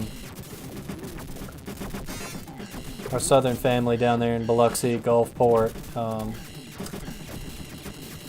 Louisiana has been hit really hard. So just say a prayer for all the guys down there, our southern brothers. God bless you. Stay safe. Hope you guys, hope everything's still there when you get back, but I know it has hit those guys pretty hard.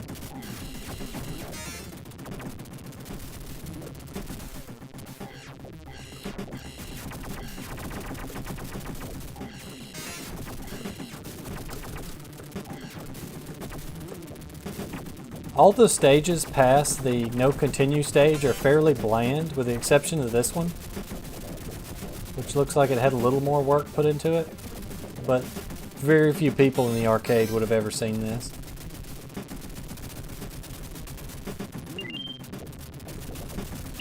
Yeah, here's one of those stupid...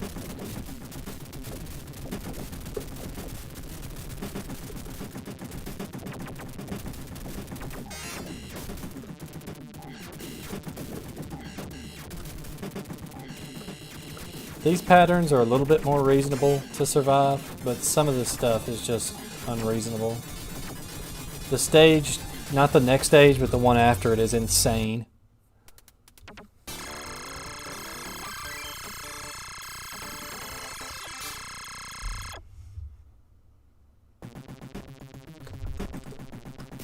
Ah, I wasn't paying attention and I got murdered. This is kind of like a fun stage, honestly. It's basically just formations of enemies all in a row for you to blow up. And lots of power cells, so you stay invulnerable most of the stage. It's almost like they thought you made it this far, you deserve a break.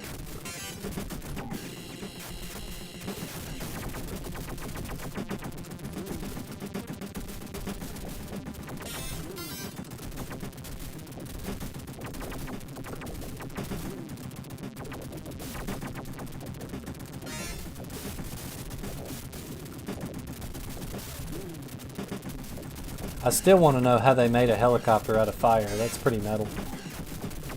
Firecopter.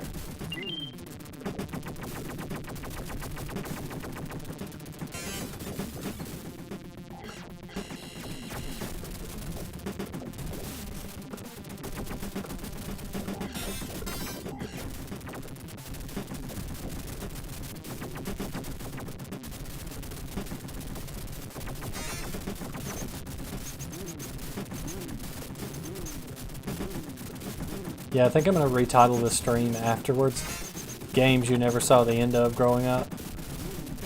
Because coincidentally all of these have like kills, like continue kill screens in them or whatever you want to call it.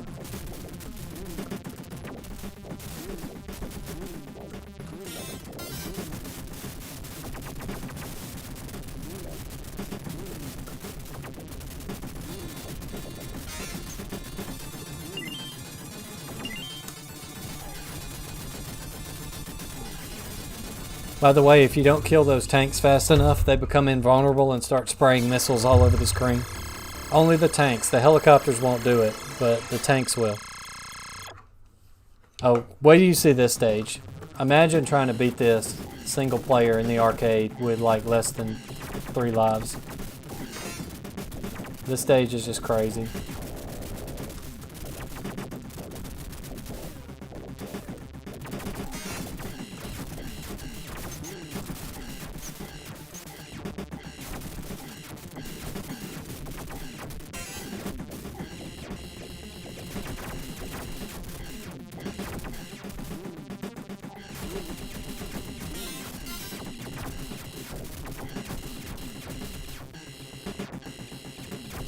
I guess those are supposed to be like Cabal's razor blades or something, I don't know.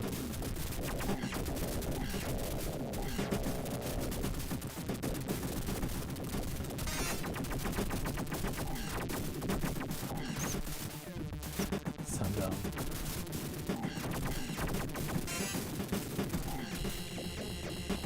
Like, you don't even have enough firepower to cut through all this stuff.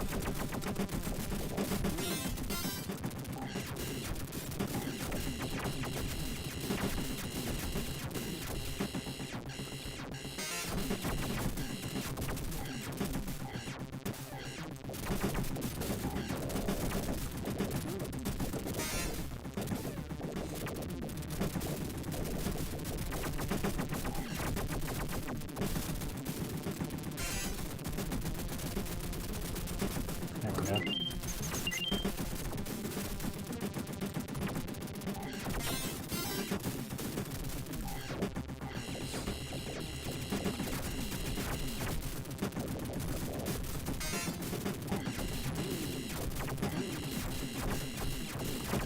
Oh yeah, I was supposed to explain why I think they didn't finish. So, remember I told you the story of this game was about the supercomputer that goes crazy and takes over the world's weapons?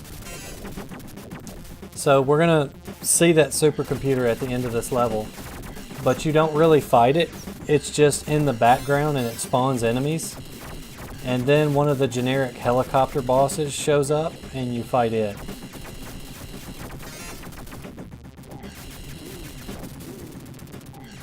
And once you blow the helicopter boss up, the stage ends and you go to the stage that loops indefinitely, and that's just the end. Yeah, see, there it is. It's like the MCH20 supercomputer or something. In the Super Nintendo version, you actually fight the computer, or the regular Nintendo version. But in this one, there's no way to touch it. Like, see, even if I come up and shoot, my shots just go right through it. It just stands back there and makes those missile pumps as the last FU to anybody that made it this far. So unfortunately, it's pretty anticlimactic.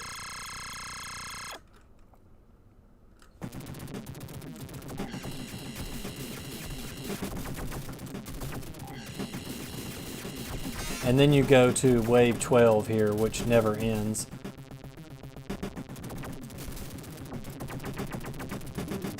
Or does it? So I don't know what if, I'll show you this, or I'll try to at least. I don't know if this is a bug. It's like just a quirk of like how the game was set up, or if they actually intended there to be something here at some point. But if you load this in main and you go to finish this stage now, on that last infinite stage,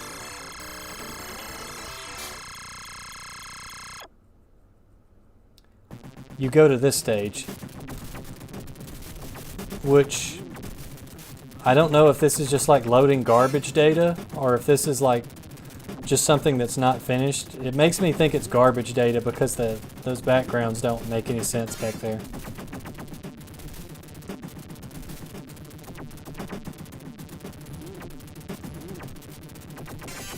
And like you got the missile thing spawning up there at the top left.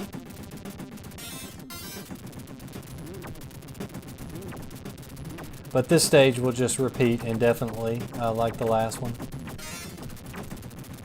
I wish I could get in touch with some of the Tecmo people who made this game and ask them if they ran out of time, or if they just wanted this to be a game like you played forever, or if they didn't think anybody would ever finish it, or what.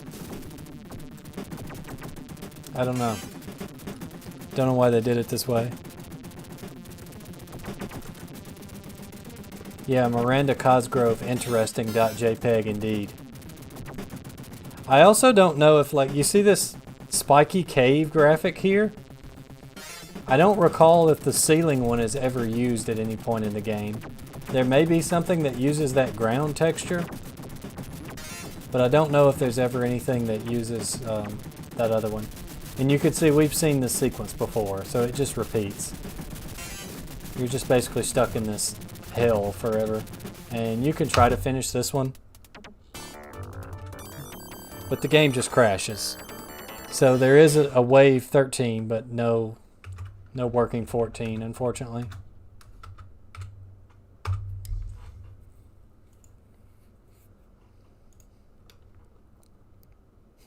Yeah, the minus level, for real. You guys must think I'm a joke.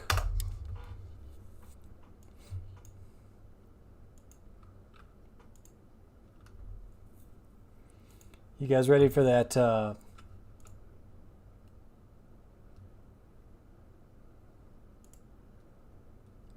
Ready for that Beast Busters 1 credit clear?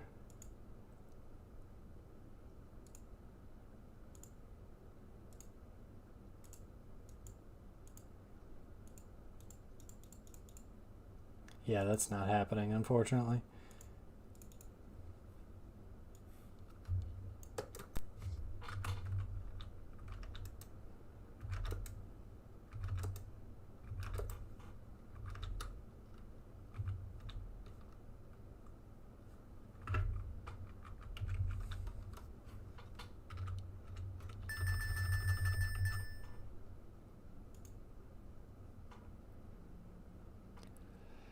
Quest 64. Do we have to?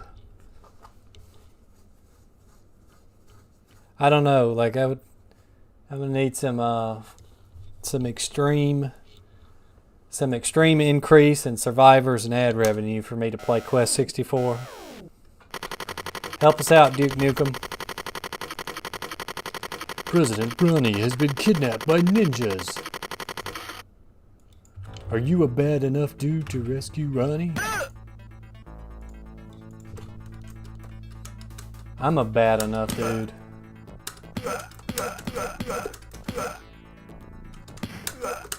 They knew exactly what they were doing when they made this.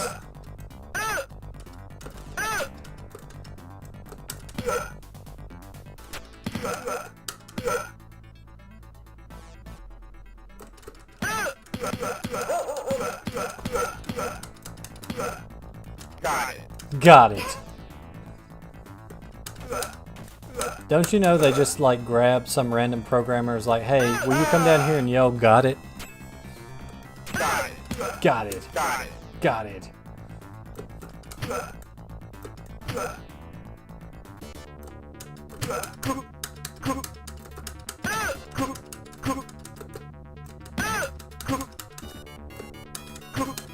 Con of wings.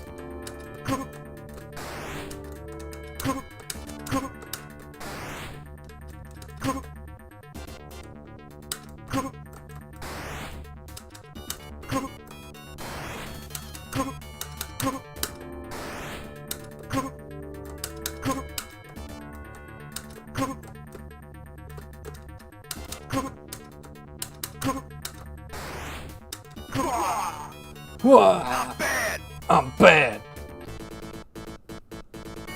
Data East generally knew what they were doing. They just chose to be weird. Yep, he did get his soda. Got it. There's nothing like a good on the back of a truck level, is there?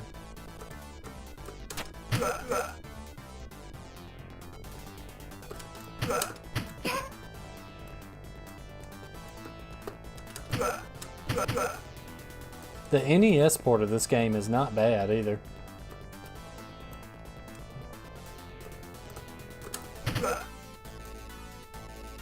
The New Yorker.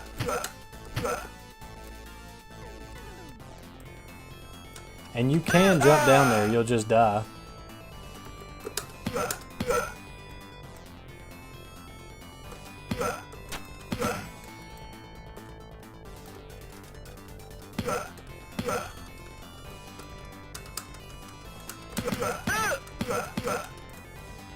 I guess Data East made a good game or two in their day. They also tried to publish Tattoo Assassins, so I guess that wipes out all the good games they made.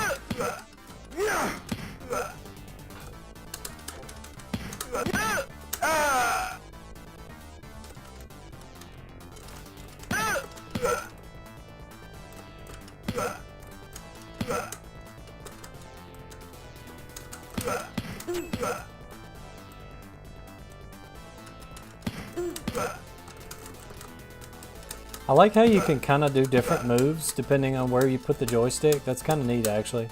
A lot of beat 'em ups wouldn't give you that kind of freedom. Got this nice little spin kick here. Straight punch. You can do an elbow backwards in the other direction. That's really cool. This is a meme game, but it's actually a lot more in depth than you thought. I don't know the strat for this guy.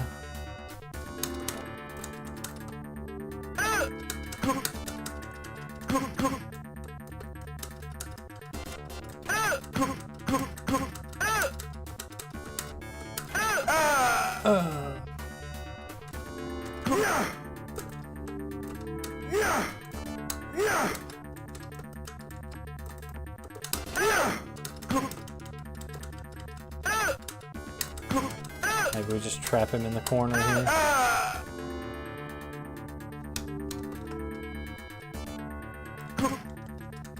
Oh, I thought he timed out. It's like we'll just time him out. I'm bad. Is that on the... That's on PS1, right?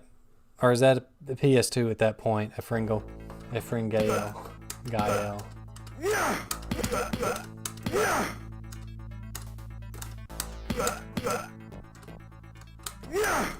I've always heard Tenchu was good and challenging, but I've never played it. Got it. Oh yeah, there is a charge punch, isn't there? I forgot about the charge punch.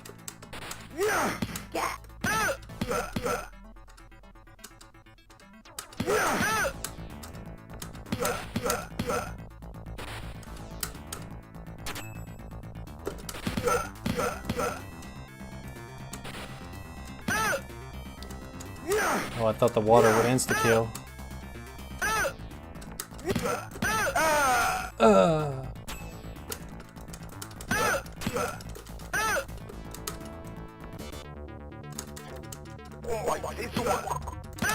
I remember this guy.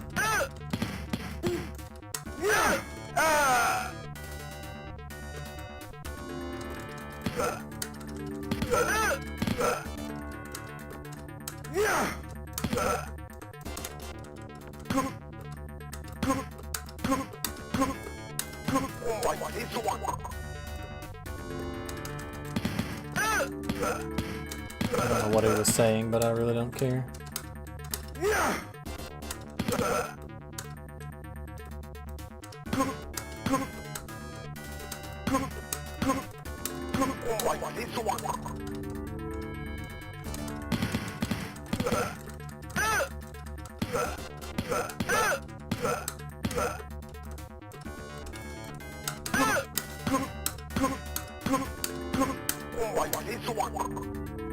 Oh, he has like no health left. Whatever.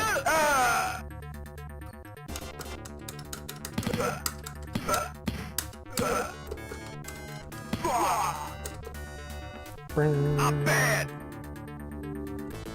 PS1. That was another one of those games I saw ads for. Like, I think GamePro magazine had this really sweet looking ad for that game with like the ninja from the cover. And I never played it. Got it. It's the first weapon we've seen in a while.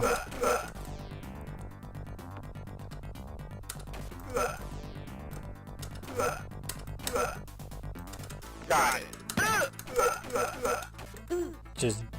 Just like ganking guys. Got it. Hey, it's Hino Kagatsuchi.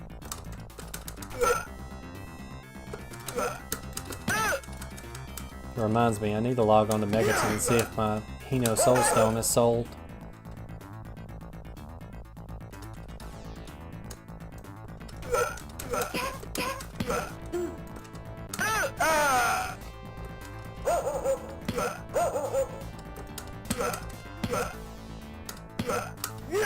Got it.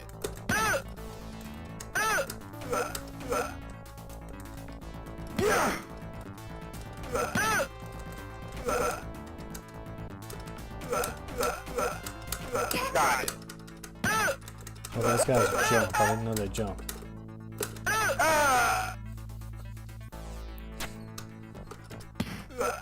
Ugh.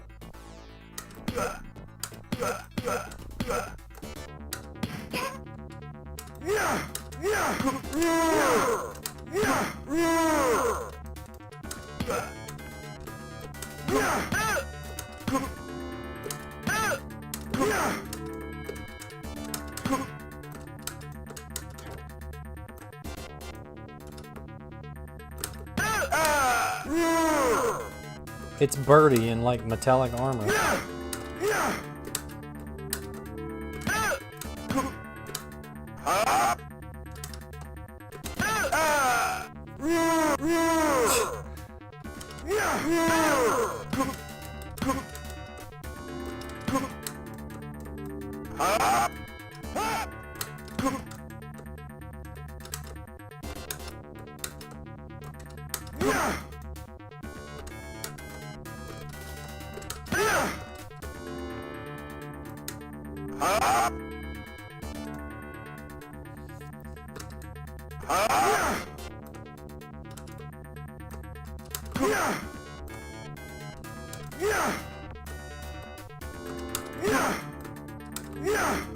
These bosses are fairly pattern-based.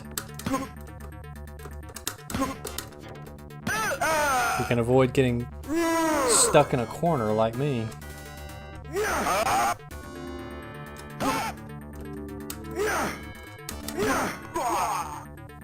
I'm bad. Everyone Danny got his soda, record it. King of the Monsters 2. Oh, that's another fun one that I haven't played in years. Oh boy, an auto-scroller.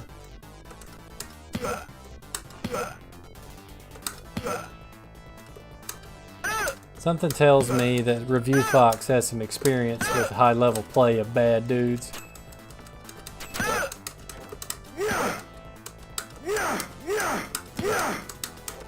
But yeah, I've been kicking around some long play ideas. I still want to do Mystical Ninja starring Goemon, or Goemon, whatever, on the N64, because that game is very doable in like 3 or 4 streams. It's really funny. It's a good game. It's fun to play, fun to watch if you've never seen it. What else? There was something else I was thinking of doing. Of course, Parasite Eve 2 at some point. I want to do that once we've all sufficiently recovered from the first stream.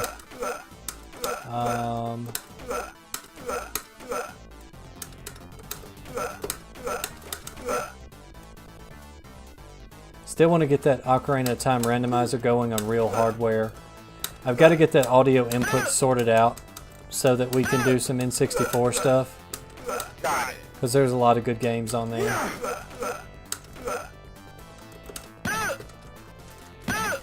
Oh no, it's Evil Karnov.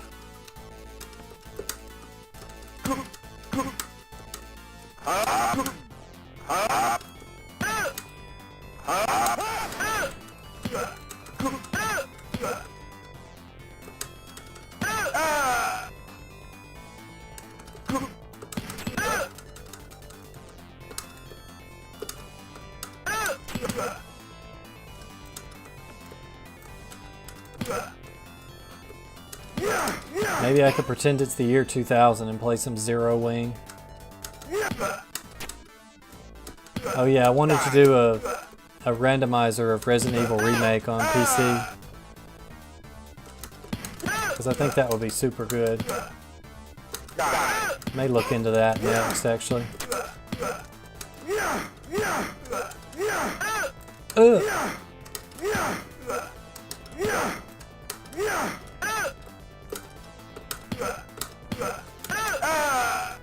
Oh, whatever. The guy came out from behind me. I couldn't get him.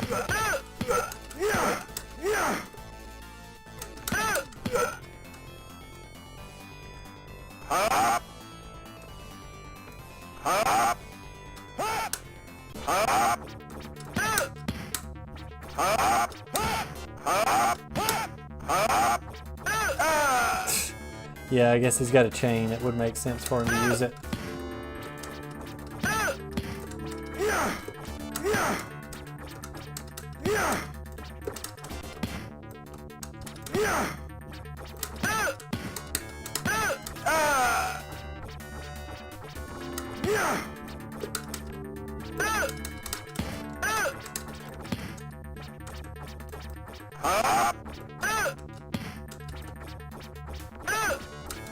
I guess I should be walking under him when he does that instead of trying to run away from the jump. Because he's just gonna...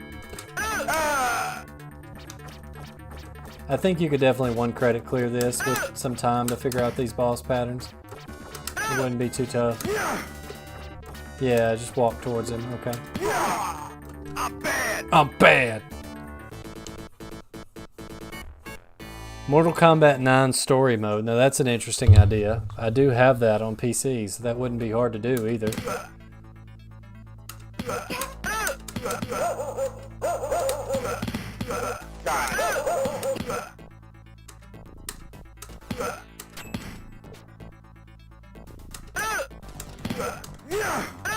I guess I could do the Tekken 7 story mode. in its 1 hour glory.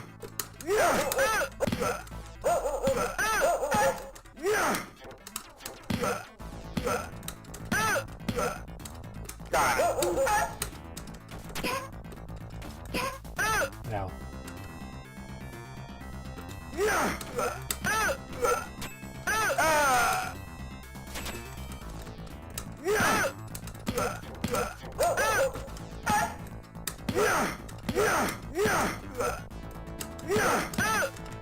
Ugh.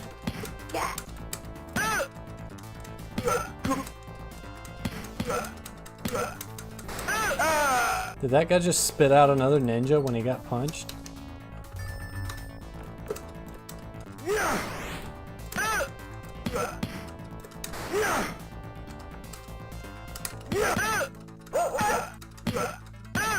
I should play Pretty Soldier Sailor Moon. The beat 'em up. It's not too bad, actually.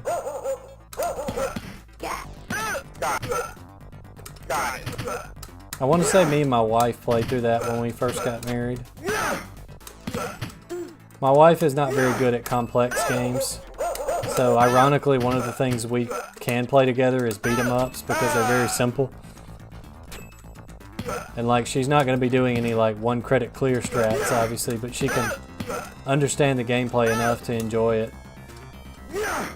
And so just like as a joke, I'm like, okay, I got to beat 'em up, we can play. And we played through Pretty Soldier Sailor Moon. The one band Presto made. It's pretty good. It has like these really neat anime scenes in it for the special moves. Here's low budget Billy Kane.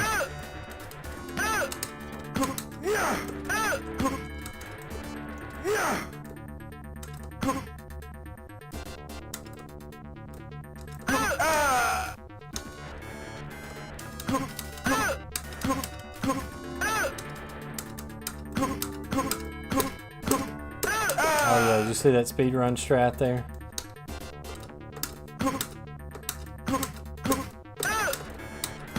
This is frame perfect any percent.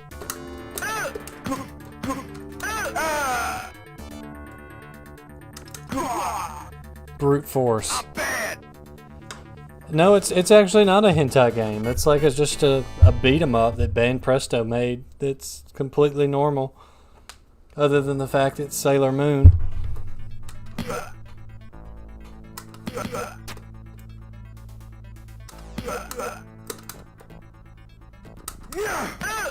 Ugh.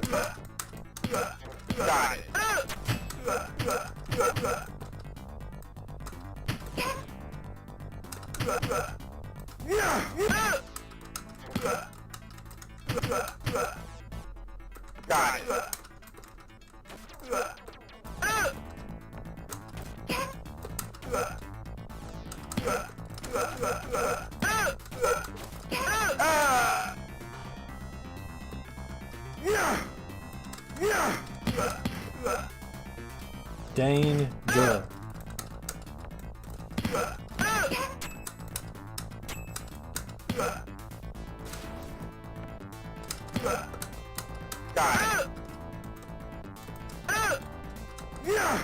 Caltrops are really hard to avoid.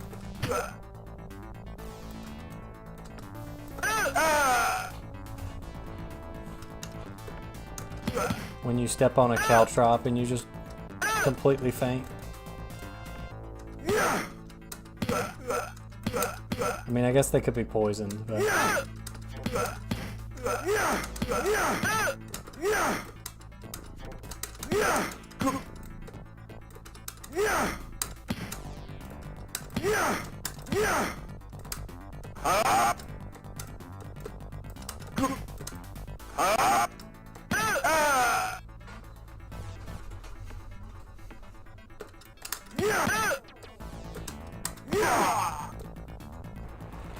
Not beat 'em up enemies with throws. Oh, is this really an all bosses section? Really?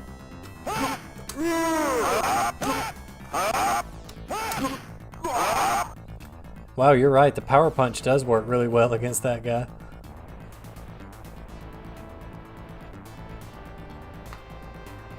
Yeah, that is true. I'll tell you what's worse than Legos. So before we got married, my wife went on a trip to the beach with her family. And she brought me back this seashell. It's probably sitting up here somewhere. I don't know where it is, but it was extremely spiky. Like whatever this creature was that left that shell, he didn't want to be messed with. Anyway, I was a genius, and as a kid, or I say a kid, like a teenager or whatever, I left that shell on the ground and stepped on it one night on my way to the bathroom. That thing made a Lego look like you were stepping on a Squishmallows pillow.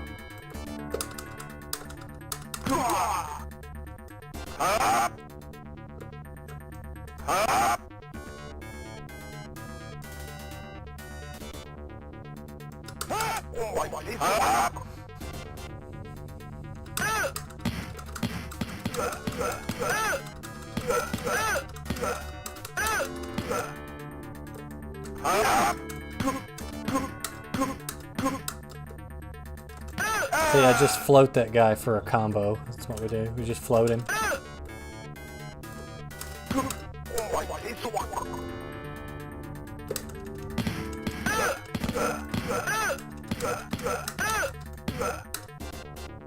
Come on, come back here.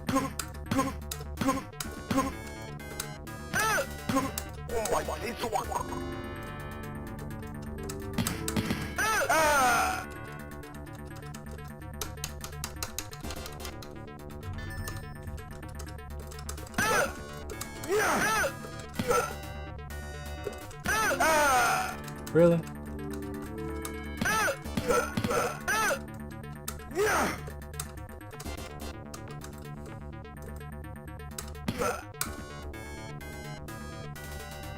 Come on.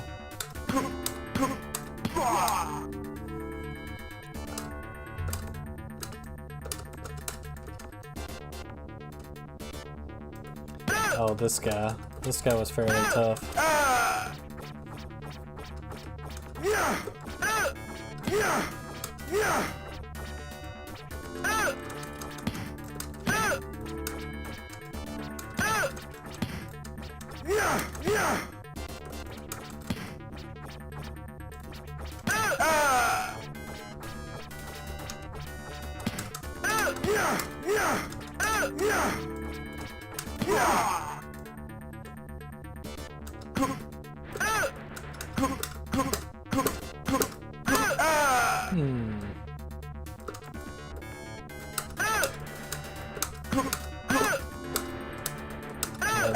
Definitely a strategy to be had with that kick, walk forward kind of strat. Yeah. We're inside a building and he's got a... Okay.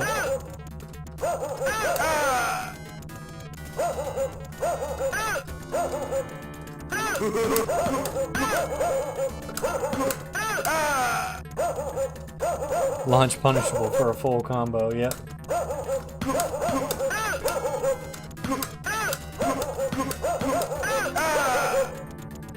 Some regions call this game Dragon, our bad dudes versus Dragon Ninja. This is the Dragon Ninja. And because credits, we can just...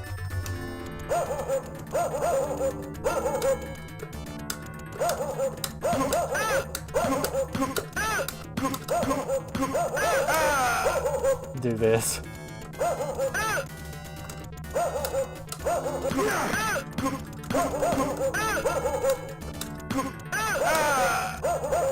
And he just shanks you.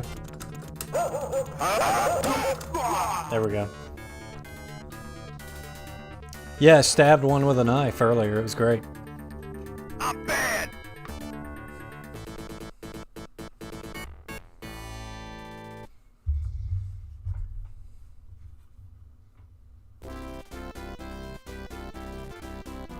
Only in 90s our 80s video games made in Japan would something like this happen.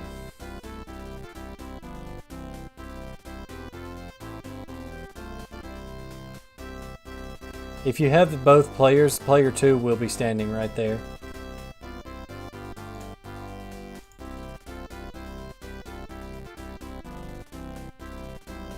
Thank you, Makoto Kikuchi.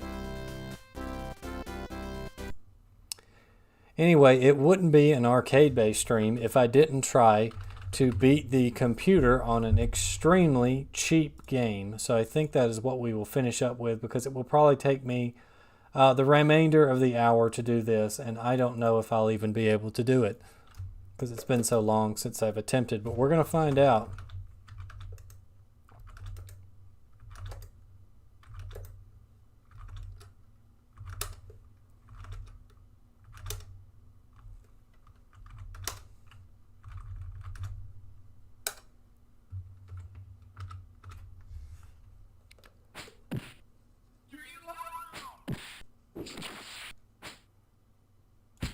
I mean, is there any other way to rescue the president?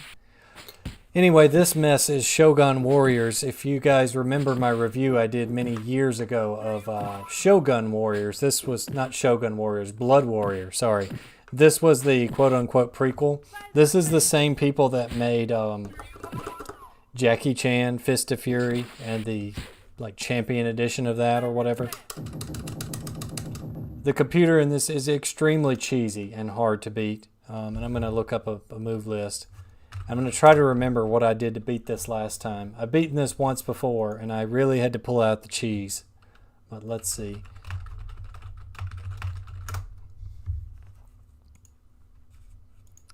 Also, let's update our game name just so people aren't confused. They know that we're playing.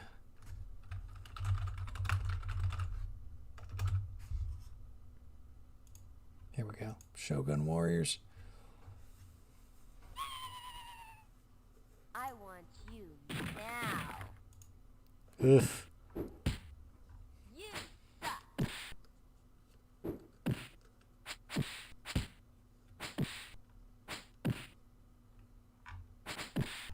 You suck. Trying to remember who the character was. I think I used the I don't remember what his name was, but he's like a... we'll figure it out. You suck. And this version has the awful English voice acting, so apologies.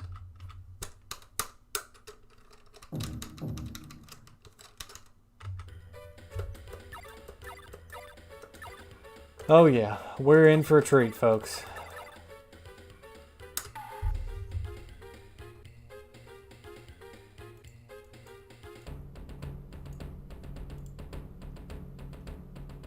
Yeah, that's what I said too. I gotta remember the moves here. So those are my punches. The kicks are almost the exact same.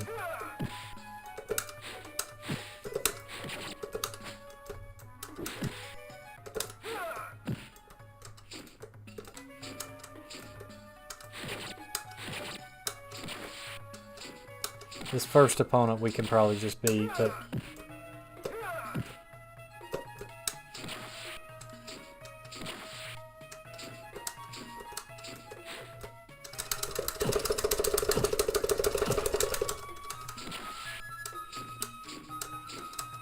that's not an overhead. Oh yeah, the creepy faces in the sequel. In particular, the not the killer tattoo guy, but the like Iko Iki guy or whatever he is. And he has those strange voices. Manu.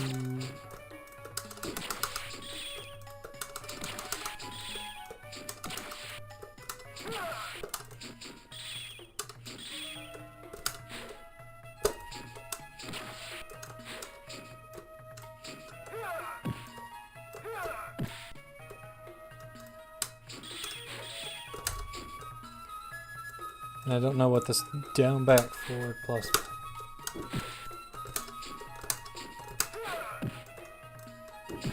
This is one of those games that try to use non-traditional fighting game inputs. And unfortunately, most of them are just bad. So I have a drill arm, which is down, back, and then forward. Not like down, back, down, down, forward, forward punch, but just down, back, forward punch. And then I have a kamikaze attack, which is back, neutral, forward, plus press, punch repeatedly. That would be Kaneko. Kaneko felt like they needed to make this for whatever reason.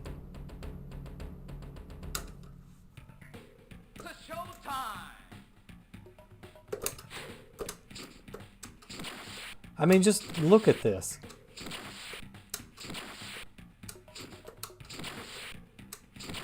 This is too easy. When is the difficulty going to pick up? I don't remember being able to just...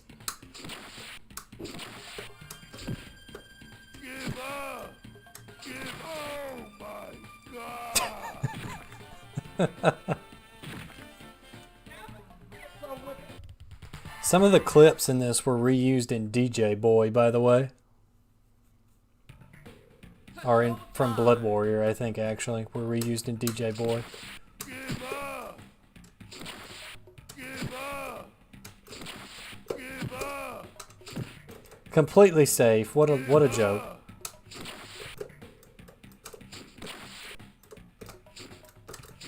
How did I do that?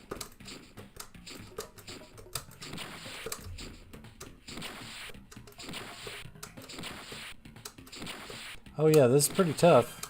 Oh my god!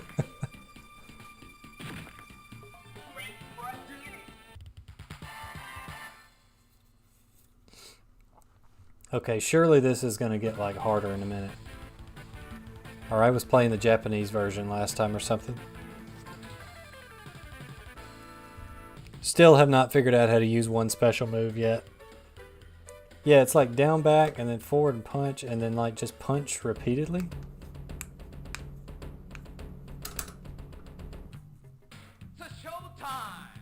Yeah, those statues in the background, one of those is a playable character in the sequel.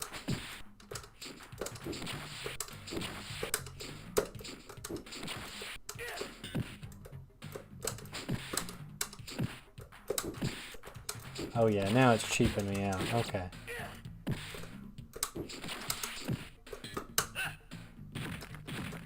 Oh, because of course the ninja would have an air throw.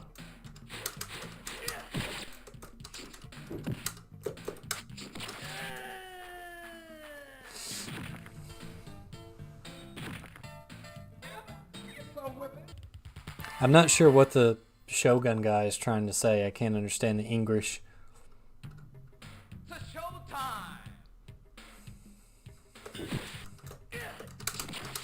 Uses that little bass riff from Seinfeld in the background.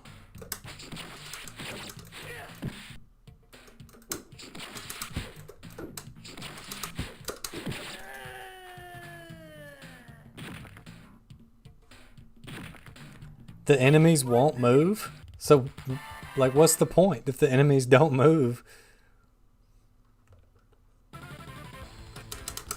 That's got to be the easiest, like, clear ever, right?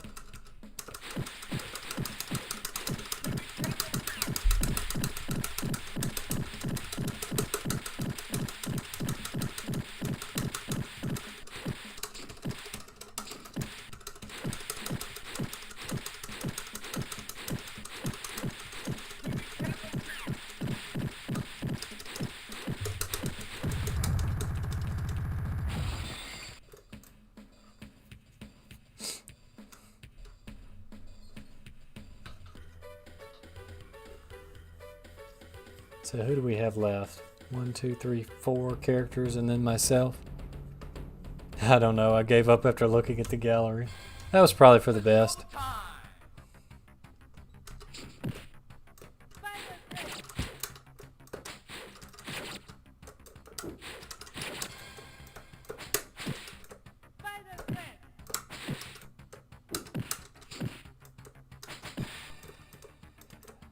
His standing hard kick is like a really good anti-air, but it like whiffs on most opponents.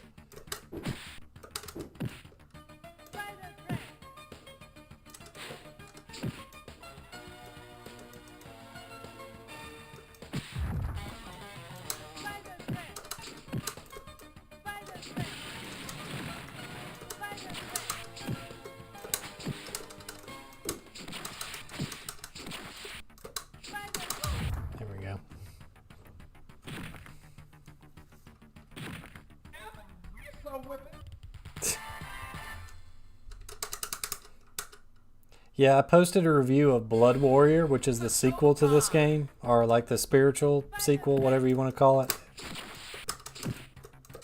Like, for all intents and purposes, it's the sequel to this. But that was some of the first hate I ever got on my videos. There was a guy who was like apparently a really big fan of that game, and he started saying some nasty stuff.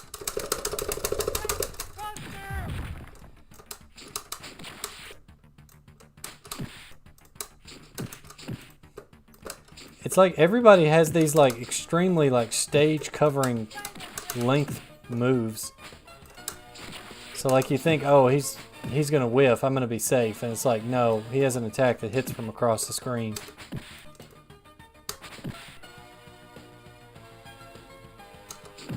I think this is what I ended up doing last time, just staying in the corner, and if they walk forward, you hard punch because that'll push them back, and if they jump, you just anti-air kick, and it'll reach because the reach in this game is crazy.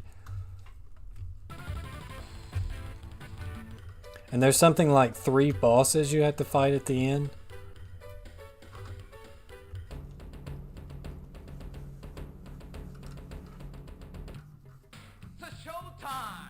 The stage makes my eyes cry, the graphics in it.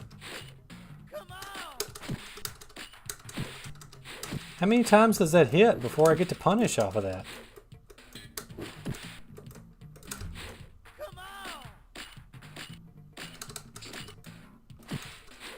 So that hits 5 times and it's completely safe? That sounds fair. I'll be number 1. It's showtime.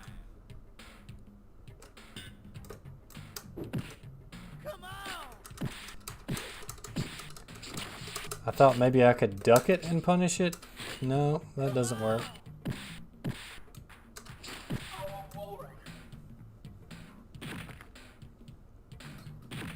I'm great. You are anything but, Sabu.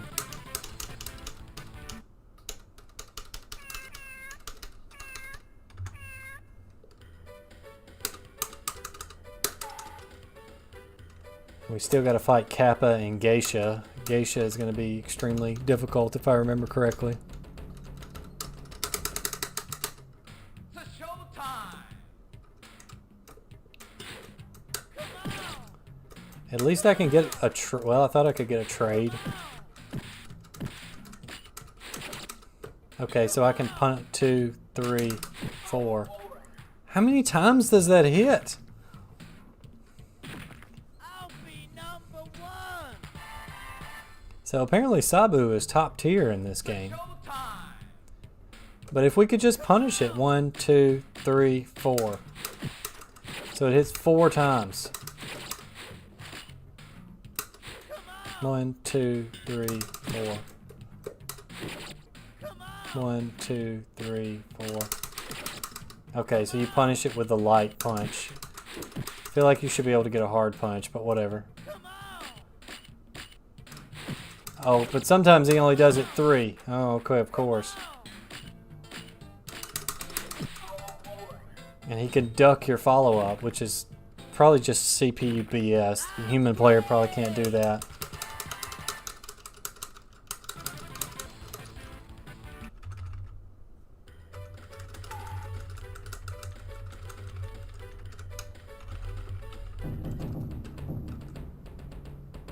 We'll figure him out.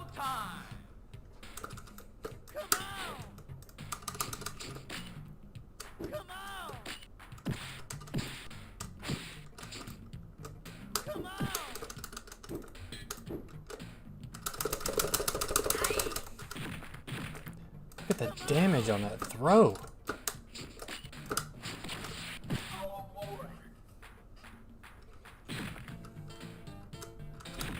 I'll be number 1. It's showtime.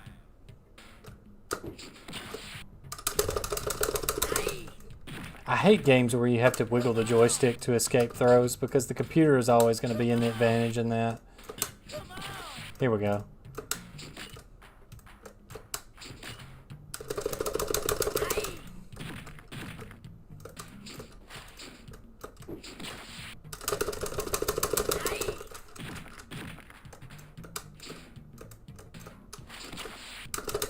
How? Every time you hit him, he counter throws you.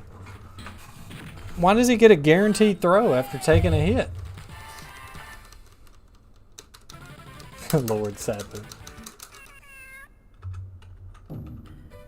If I had a projectile that was actually possible to do, that would be fantastic.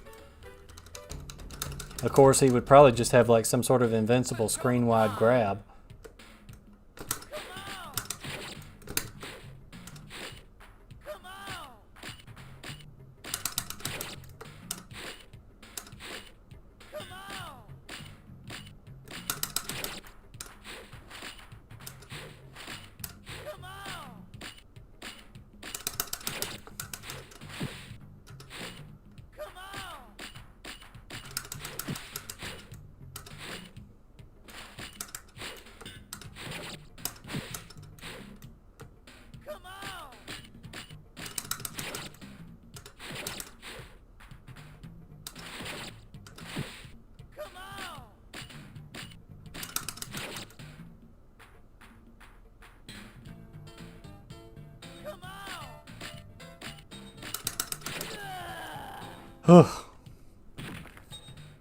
There we go.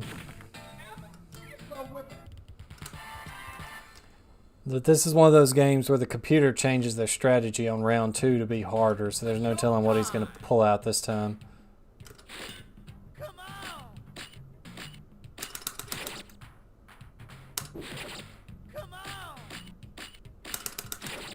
Yeah, you punish that.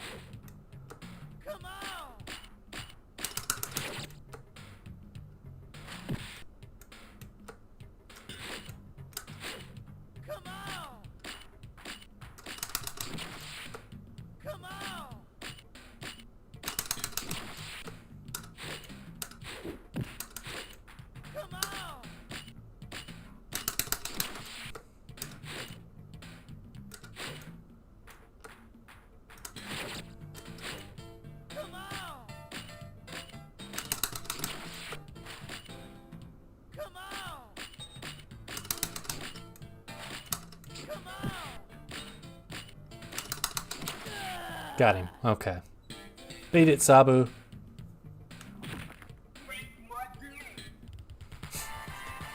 That player is oftentimes me. But yes, that was exactly what that was like. He fights like low tier god. Shogun Warriors. Or whatever it is he does. I don't know. I don't watch his mess. This character's face. I've seen one playthrough of this game that didn't use hacks, and I believe this is the character they used to beat it.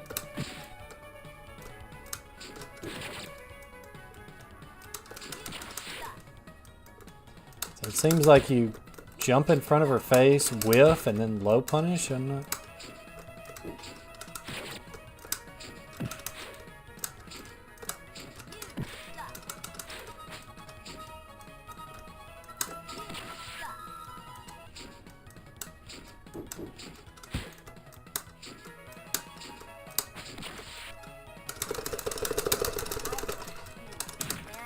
The damage on those throws.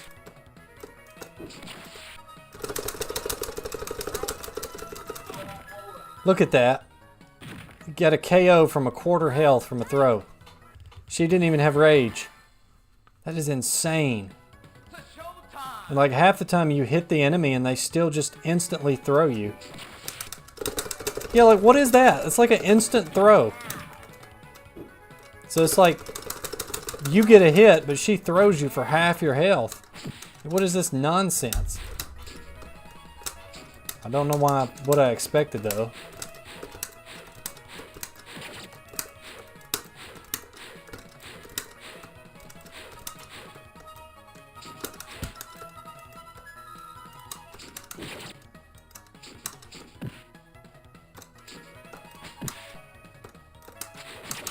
spinning backhand.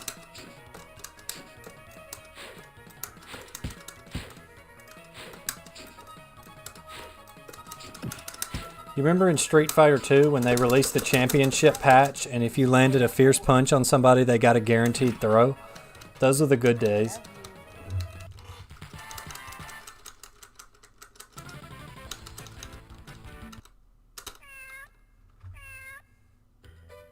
Oh, I accidentally activated the 2-player. I didn't mean to do that. We'll just have to destroy them right quick. Although this might be a good... try to figure out what this guy's moves are.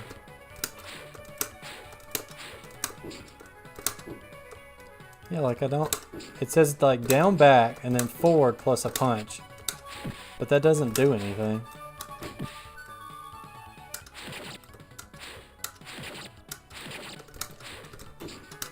His other one is this rapid fire thing. This works.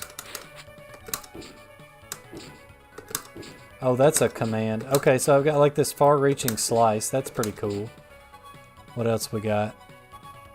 Down, low punch is this. Down, back, down, forward.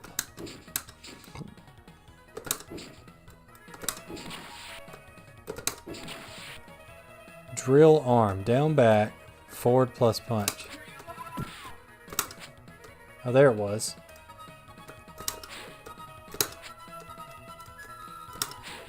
Was quarter circle just too good for these people? Like, why would you...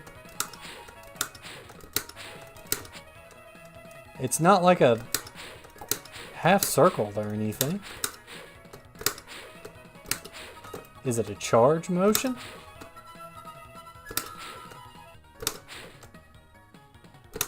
Yeah, that's what I'm trying. It's literally down, back, and then forward. And you're not supposed to roll it, just down, back, forward, plus punch. So let me try hold back. And then, no, it's not back, forward. Holding down, back.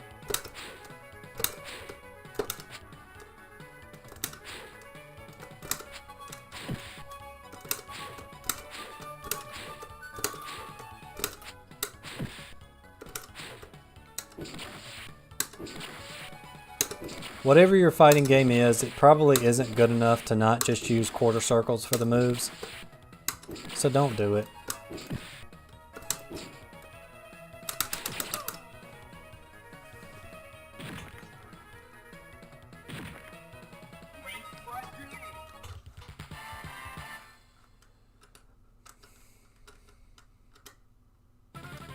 I can try it. I doubt it does anything, but we'll see.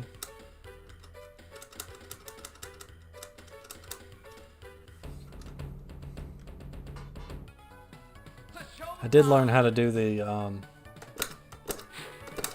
that long reaching slide. Yeah, this is just literally being thrown, the game. Unless she jumps and then you just anti-air. I think that's how I ended up beating this game last time, was just abusing the anti-air. Yeah, because it's so good. The hitbox is like across the screen. Yeah, you're not going to trick me. There you go. Get sliced, lady. Get sliced.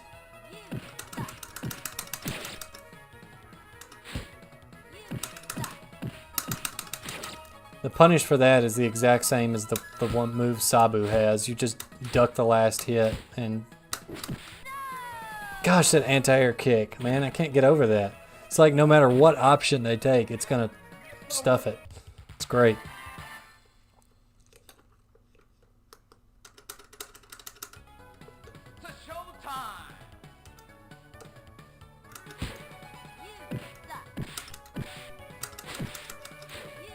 Two, three, four. Slice. You can also slice her out of it. Sabu's, I don't think you can. Come on, jump. Jump. 2, 3, 4. Slice. Come on, jump in.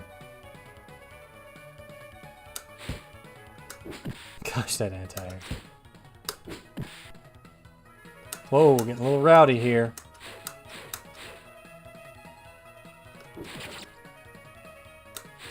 Back up. Back up. 2, 3, 4. Slice. Back up. Back up. 1, 2, 3, 4.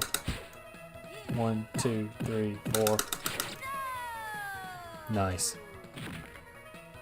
Yeah, the chip damage is strange in this. Like, Sabu is the same way. Sometimes it does and sometimes it doesn't. I think it may have to do with whether you use the light version or the heavy punch version. But it would have to be tested. Oh boy, it's this again.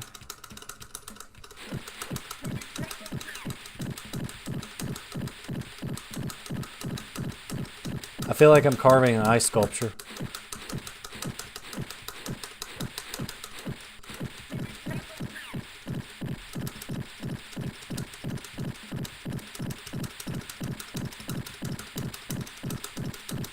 And this is why I'm going to have carpal tunnel.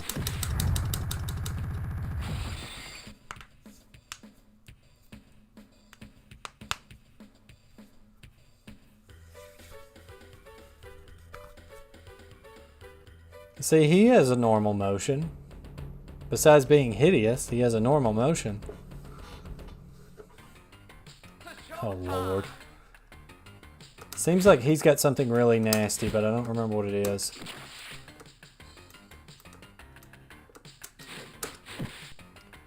Oh yeah, he's a Dalzine ripoff. That's what it is.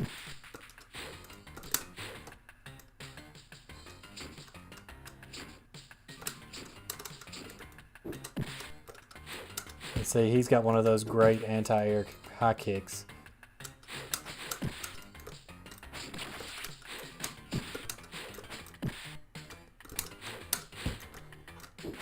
Pretty much untouchable from the front.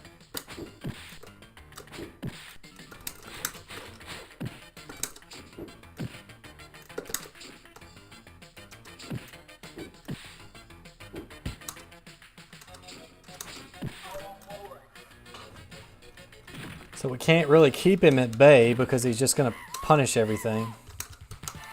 What in the world?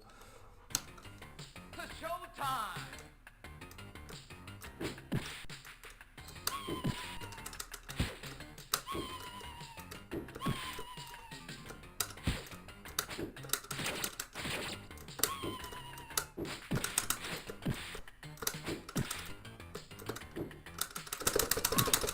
All these computer throws.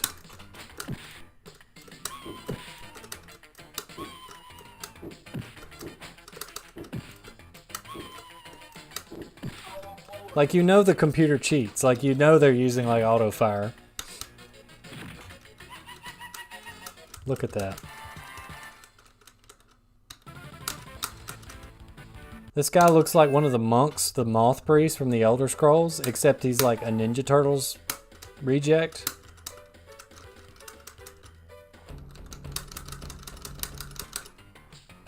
Alright, we'll figure this chump out.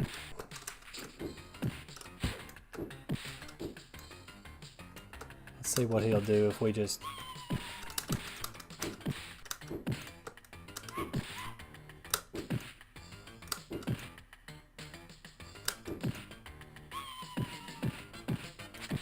Okay, so his only hits 3 times. Only 3. 1, 2, 3. Strike. There we go.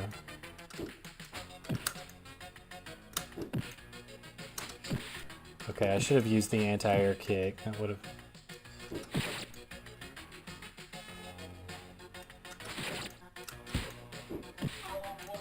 So we basically need to duck and try to kick him out because otherwise he's going to use the long reach.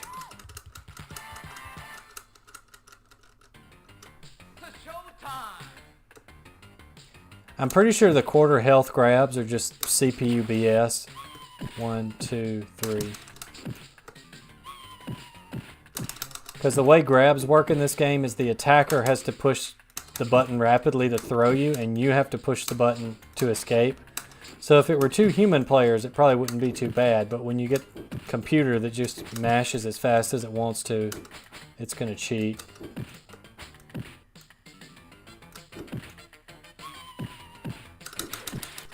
Oh, he tricked me on that one.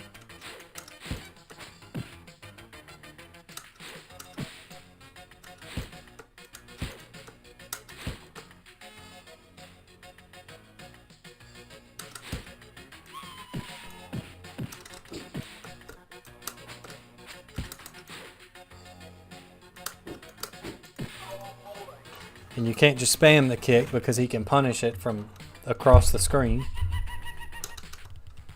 Oh, how I hate this game. This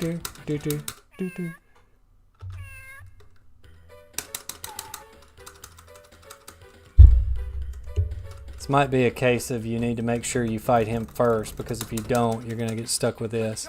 Showtime! Yeah, Brocken was the long reach character in that game.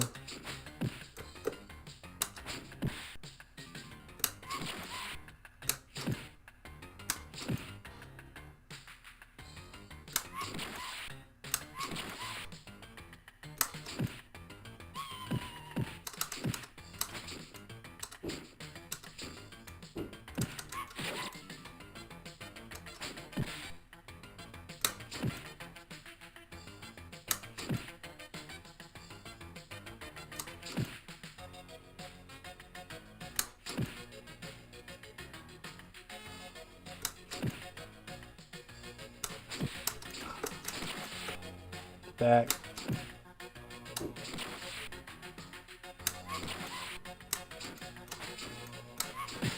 What in the world was that?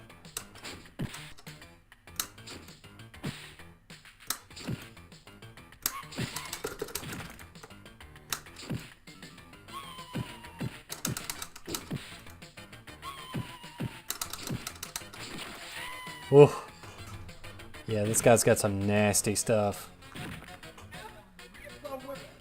Yeah, Brocken was fairly normal. But World Heroes wasn't an absolute dog turd like this is. World Heroes was actually...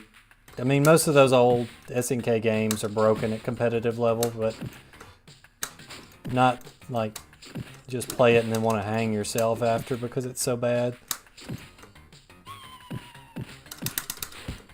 I don't know how in the world you're supposed to punish that garbage.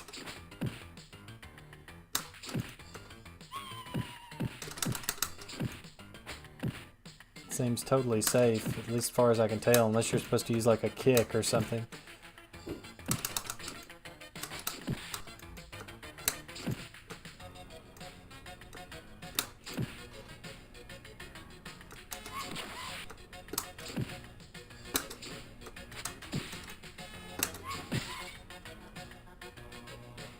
Grab him. Yeah, right. Grab a computer opponent. I'm sure that's 100% possible. Showtime! Is there any game besides like Tekken where you can grab computer opponents? I don't know of one.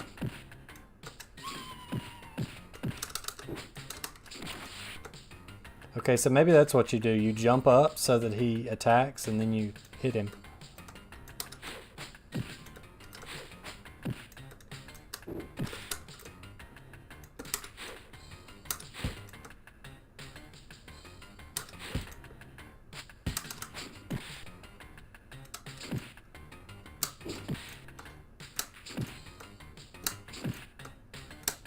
If only my sword attack did chip damage, we would have it.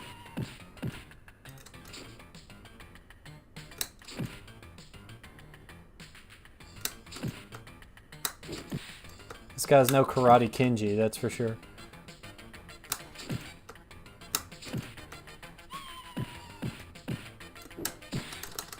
Yeah, and of course he can hit you on the way down.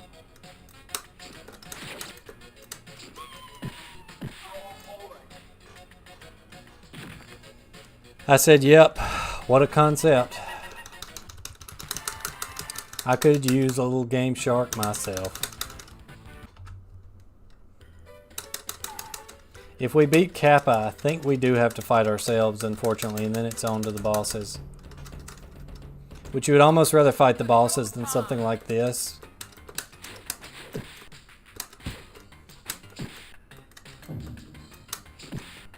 Just instantly punishes any action you try. Wait a minute.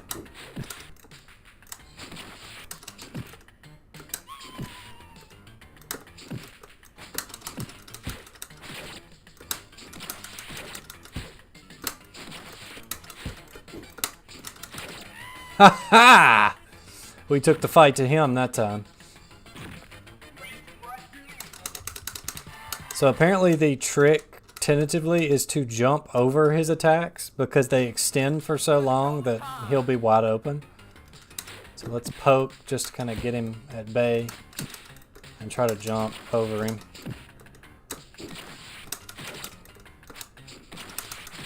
Yeah, just get him in the corner here. It's kind of like Computer Johnny Cage.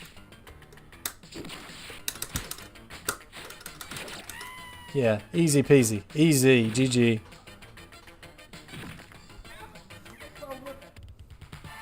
So we just, instead of a defensive strategy, you just kind of have to take a balls to the wall, all offense approach to that guy. Because when he whiffs hard because he has the long... Okay, we don't have to fight ourselves. We go straight to naked macho man Randy Oni Savage here.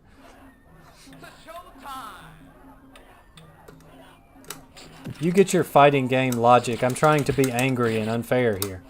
You get your fighting game logic out of here. How did I know that throw was coming?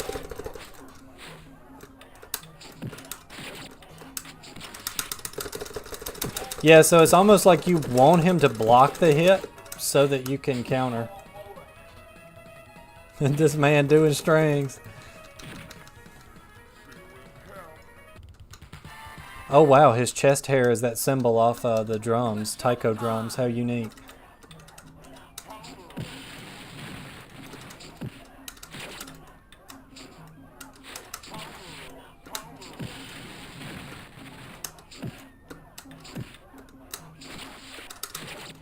We should just anti-air. I think we can go back to our strategy. If I could remember to anti-air.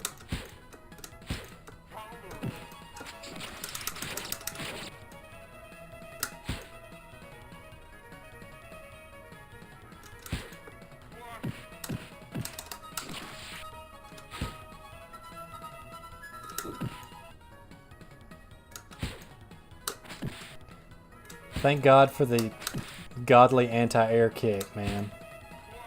2, 3, 4, slice. We can standing punish that, so that's nice. The man on fire seems familiar.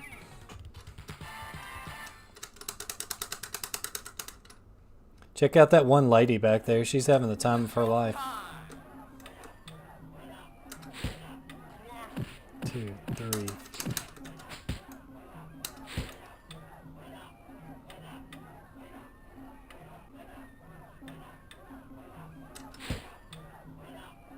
So they're having a festival, and then all of a sudden there's just like an Oni walking around fighting people, and they're like, oh, okay, let's watch. To my knowledge, there's no way to play as these guys without main cheats. They are fully controllable as a human, though. So it's not like the game crashes or anything. Their portraits are just like to the right of the select screen. Nope. I got the best anti-air in the game, son.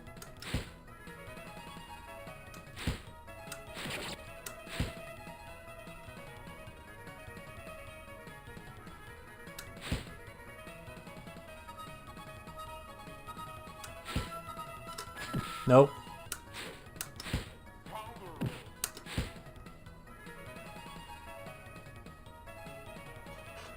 I'll straight up take a timeout. Like, I don't care.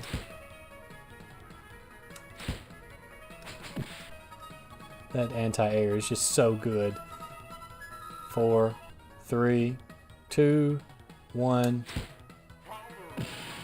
He hit me, but I don't think it matters.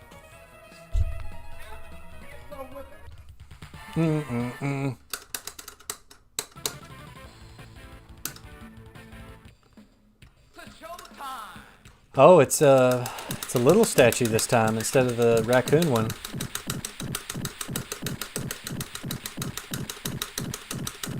You stand in a corner and you anti-air all day?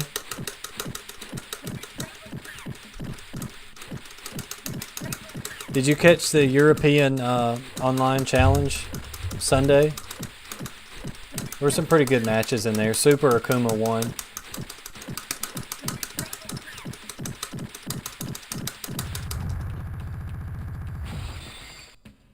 It was first place was Super Akuma and second was K-Wiz.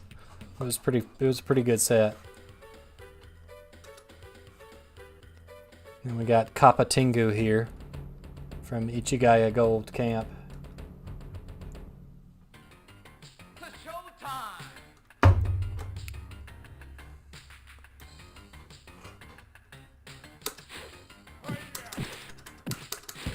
They were kind of obsessed with these like Hepatsude Fukin moves that hit 3 or 4 times even when they're blocked. I don't know why.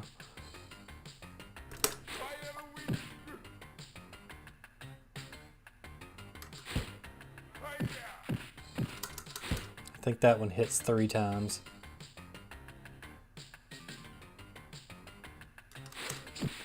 Oh, I should have used the magical anti-air.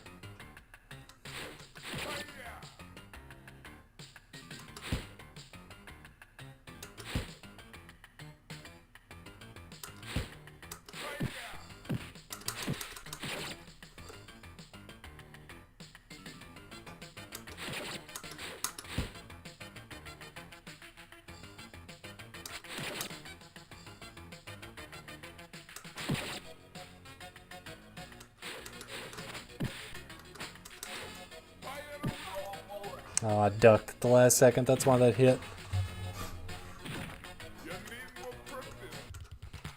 There's a guy in Street Fighter V now named Luke. It's showtime! Is it Luke Skywalker?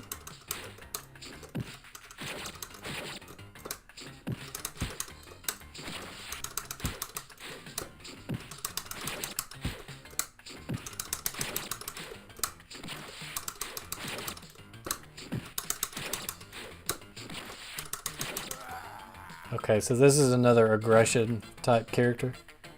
It's showtime!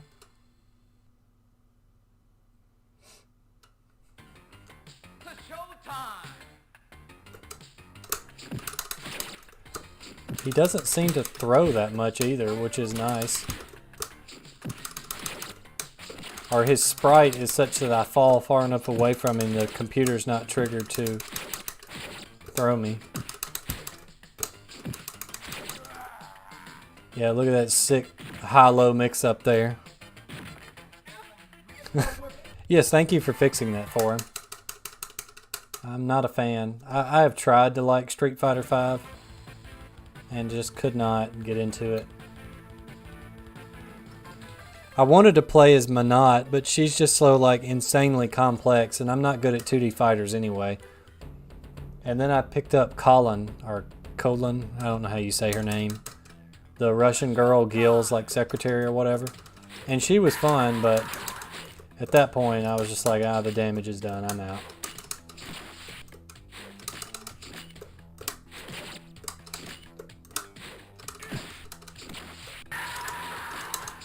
Oh my gosh.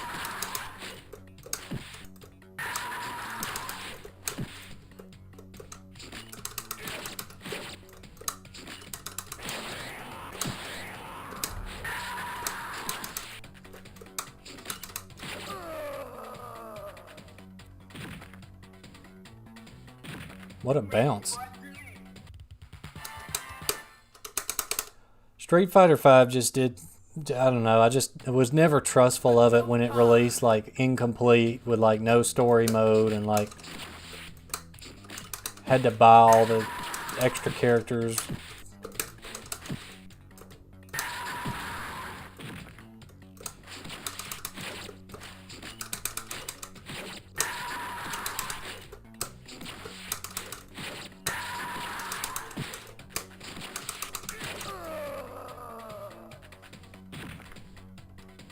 It's true. Like if you're going to be like Street Fighter V and you're going to go the There's DLC characters, but oh look, you can earn them with fight money.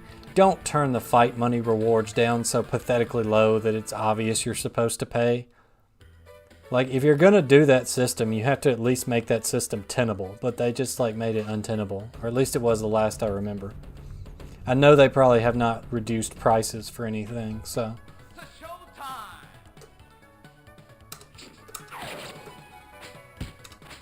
This is the final boss, by the way. Final boss or no, we still have the godly anti-air kick. Oh, he actually beat out the anti-air.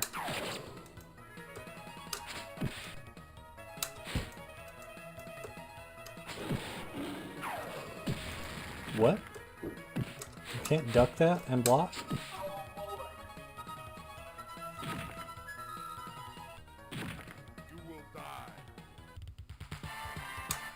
That "You Will Die" clip is remixed into one of the songs in DJ Boy, which was also made by Kaneko. It's another crappy game of theirs, except it's a crappy like side-scrolling beat 'em up. Oh, he has a throw, and it's a tough one. Ishikawa Gomon. Go for the kill.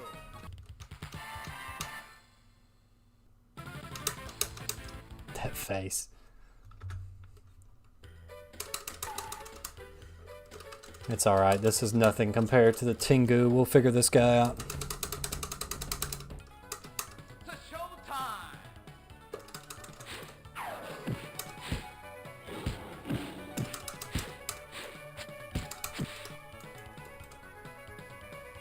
He's definitely floatier than the other bosses.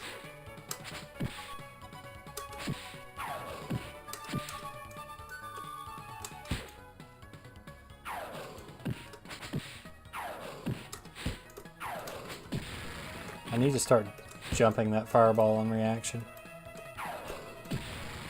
Oh, it hits you in the air. Okay, great. Hey man, how you doing? You're up late. We're playing some trash tonight. Well, we played some good games earlier, but you're here in time for the trash finale.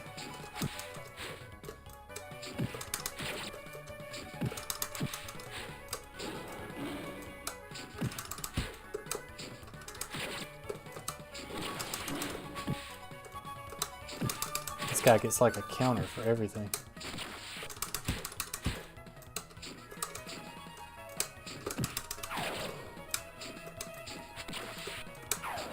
Good thing the hitbox on those double swords stays out like 6 years.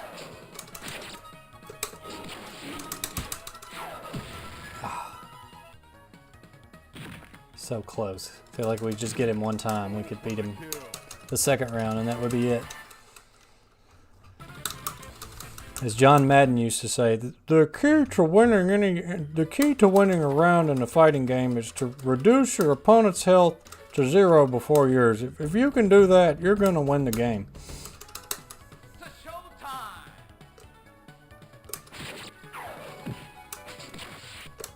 Look at that nice overhead there.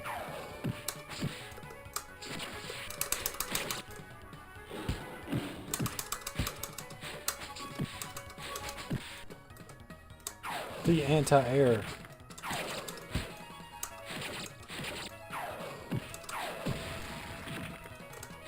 Fireball comes out like instantly.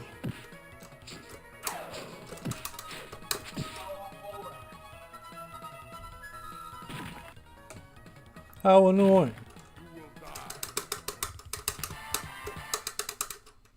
And then he points at you, the player, as if to show you that you're garbage.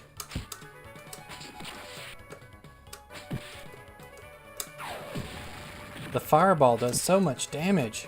Why?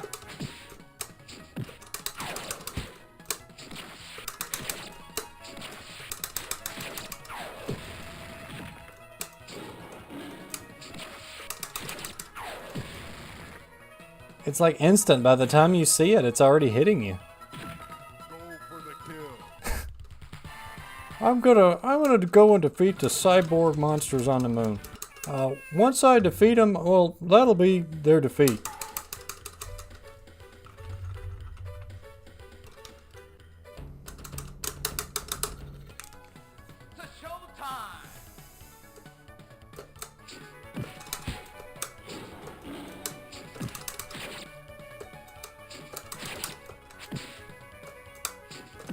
I want to know why Goemon, this like Japanese folk hero, is dressed kind of like Fred Flintstone.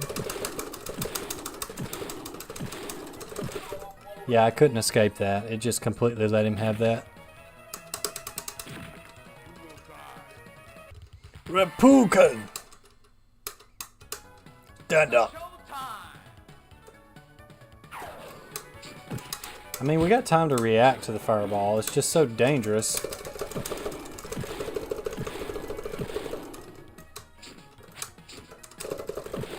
My character didn't turn around fast enough, so I ended up whiffing and gave him the perfect opportunity to throw me again. Go for the kill. He has the pipe just like the Konami Goemon.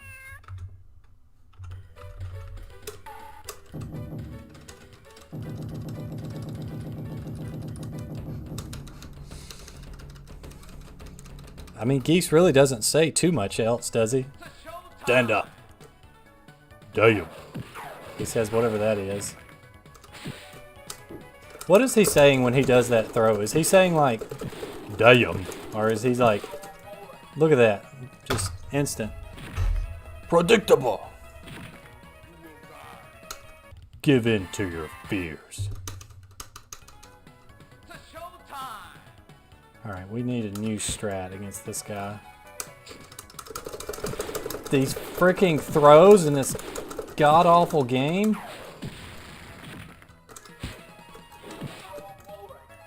I swear he like hit me 3 times and I'm dead. Go for the kill.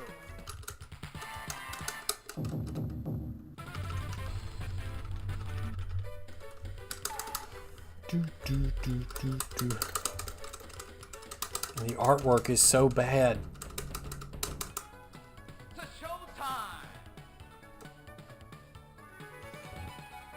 Maybe we should just go back to the corner strat.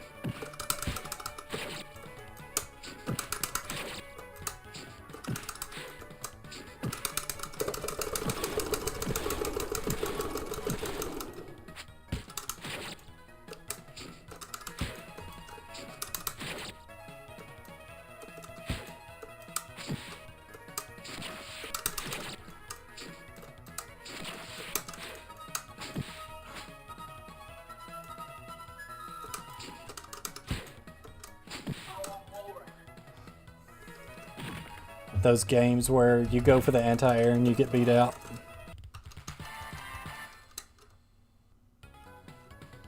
Or stain my hands with your blood.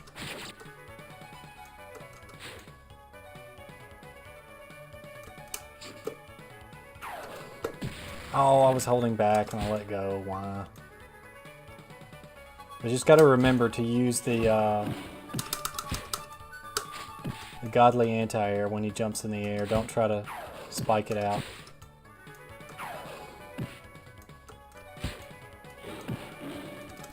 Oh, what?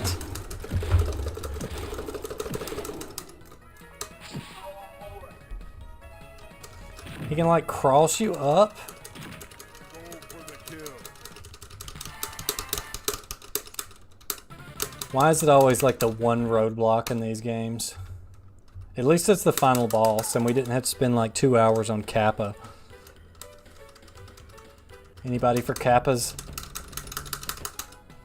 It's stupid. Like, you get just close enough to winning so that you have hope. There's also some weird stuff going on with like my controls and his movement. Like sometimes, like say I've hit him and he's jumping back into recovery, so I want to pursue and I press forward but nothing will happen. I just kind of walk in place. It's very strange.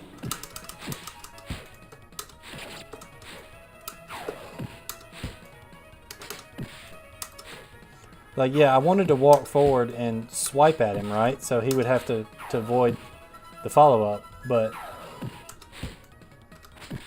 nothing happens.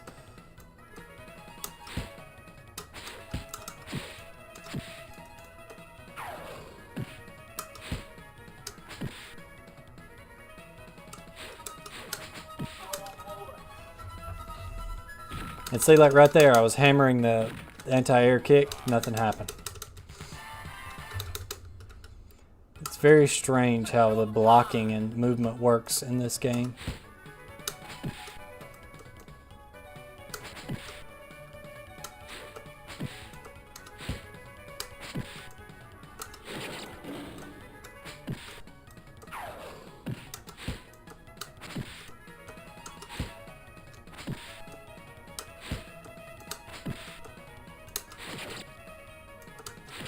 Yeah, see, he tried to fake me out. He tried to, like, straight up jump. You lose. The voice acting in Street Fighter 1, anybody? What game? We don't forget that many guys like you all over the world.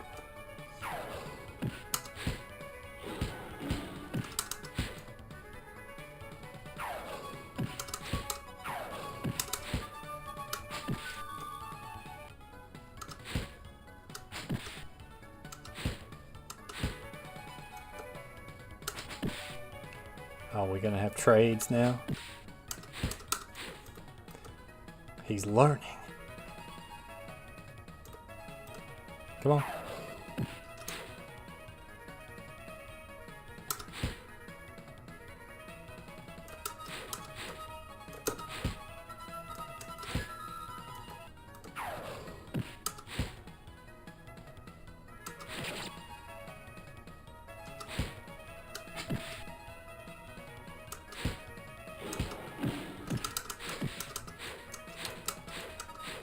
His little spin is the worst because he recovers faster than you can do anything afterwards.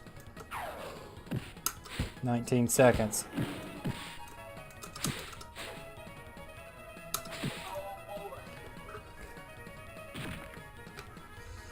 You will die. For the kill. And when you beat the game, it's like, you've outlasted best. You've now strong Street Fighter in the world.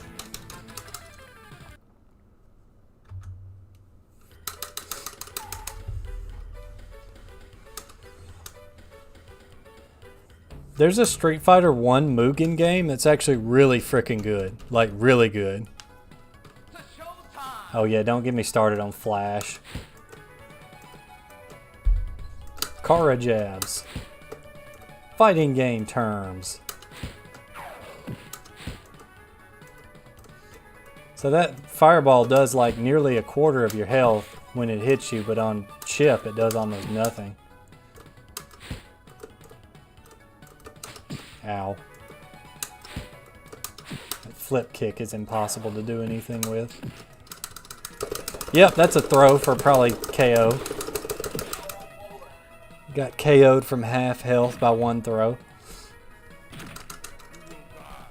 Like, why did they think that was a good idea? And this is obviously supposed to be like a knockoff of Sagat stage.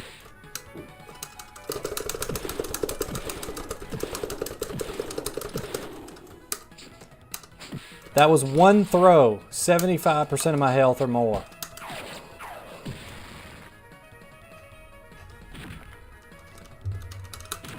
What is it with these crappy fighting games about medieval Japan with Goemon being the final boss? He's actually playable in the sequel, but there's like no final boss. You just beat all the characters and the game ends. King Dab.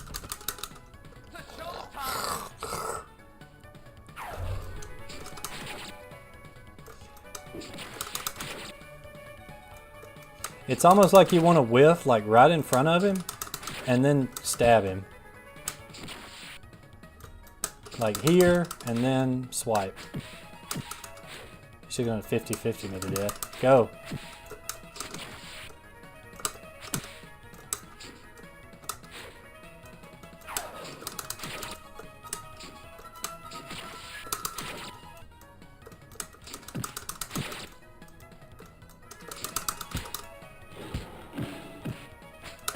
Oh, whatever.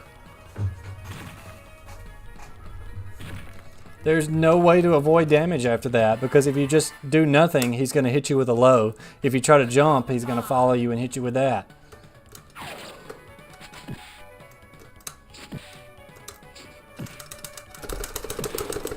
You can't land in front of him because he'll take half your health off a throw. It's unbreakable in any way, shape, or fashion.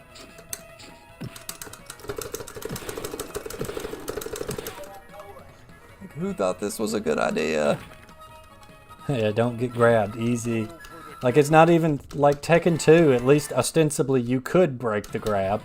But considering the computer is just going to like auto-fire you to death.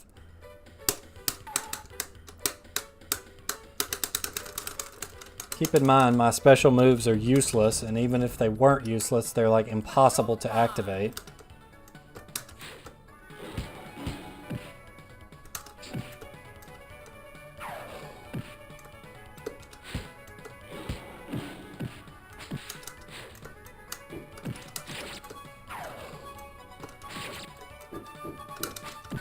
Yeah, get kicked in the face. Why? Why can you not block that ducking? Why does he have a mid-projectile?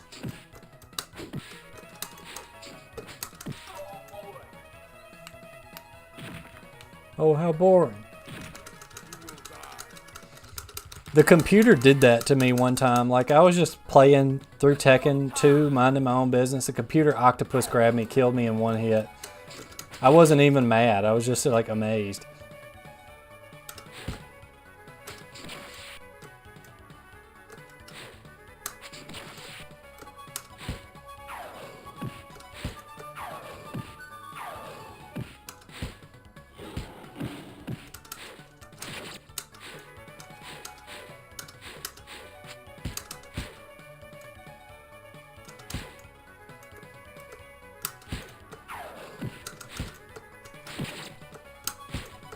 I'll take that trade.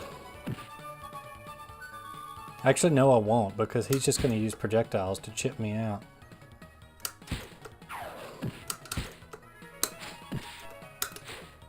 Yeah, like, see, I want to walk forward after anti-airing him, but because the game's engine is so weird, you can't.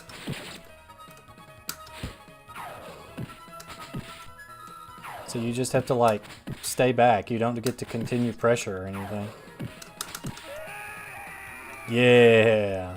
Swiped him clean. Yeah, probably depending on the machine settings and if it was counter hit, you probably could one shot. Showtime! Ugh. Stupid Paul. Another one of my... Like, Paul used to be cool, and then Tekken 5, Harada just turned him into a joke character.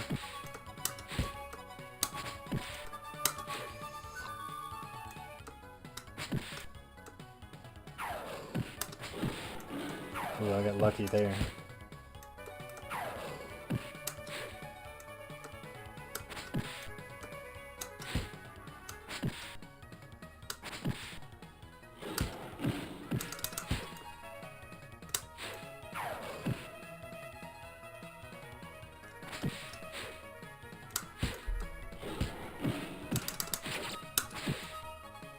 He really likes getting me with that spinning back kick.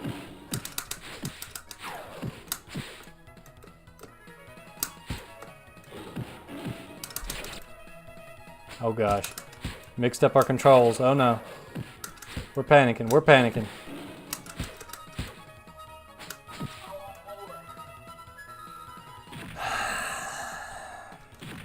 Go for the kill. Stupid.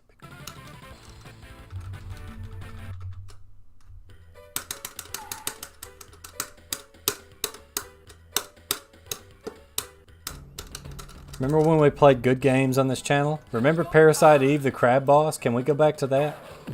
Please?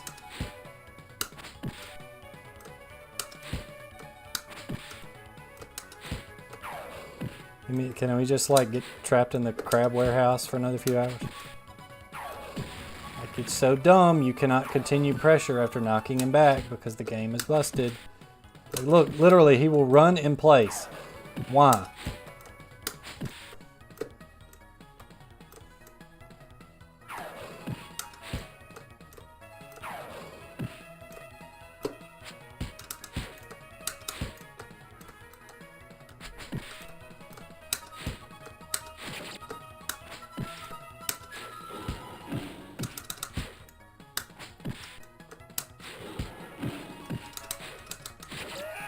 Yeah. Yeah. Yeah, 4 was a really good Paul incarnation. 6 is goofy. That was a continuation of like that whole strongest in the universe fight the aliens thing.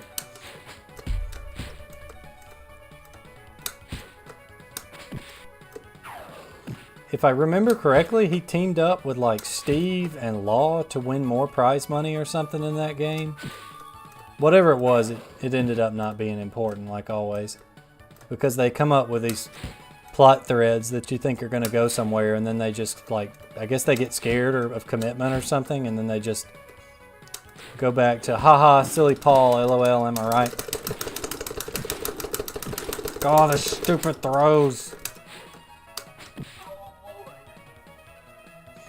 If it weren't for that stupid jumping kick.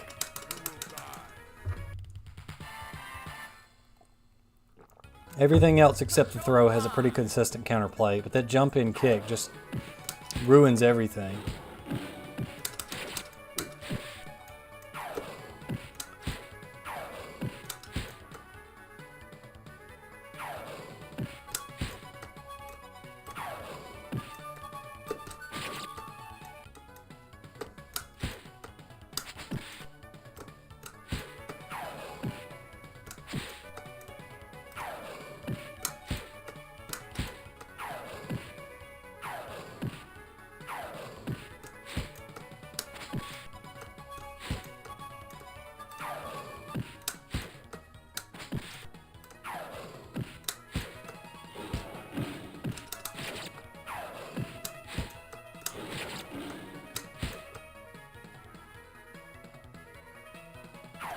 No.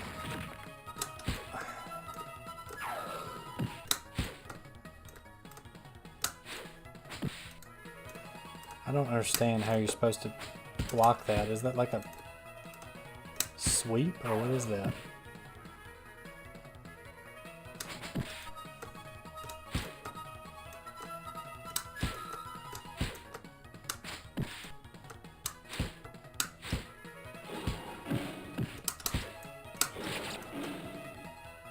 We did it. I didn't even realize the time was about to run out. I was so busy trying not to die. Yeah, I got a name entry for you. Yeah, here's what this game is. Ah, my eyes.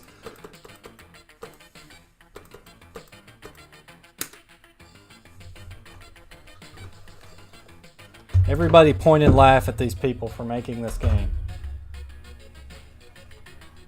Background designer Tomoko Nakayama. Yeah, this is some Tekken 2 levels of balance right here.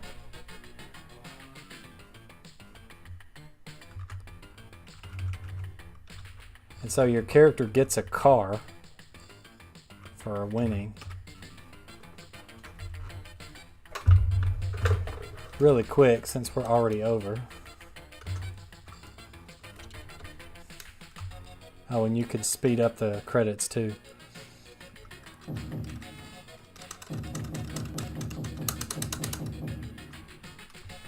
Presented by Kaneko atop the tire fire.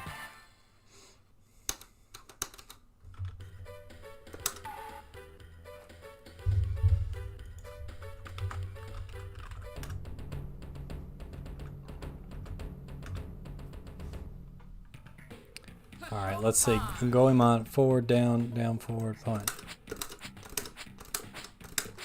Give up!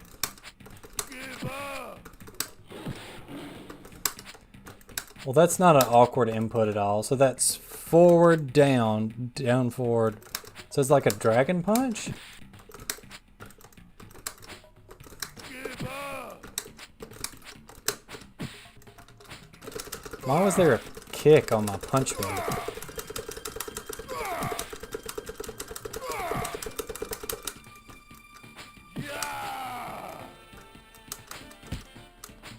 He's very floaty. Oh my god! Go for the kill. Dragon Flame. Low punch plus high punch plus... So his attack is literally just all 4 buttons together?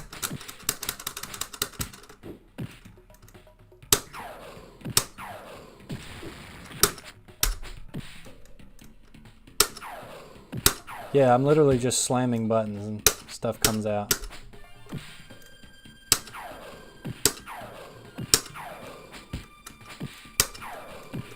His normals are all extremely good. Oh my god! You will die. You will die.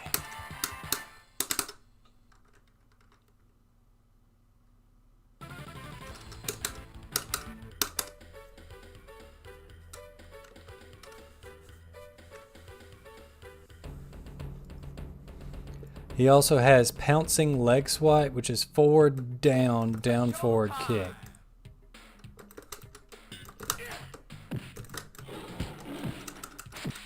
I don't know if the computer ever did that move when we fought him.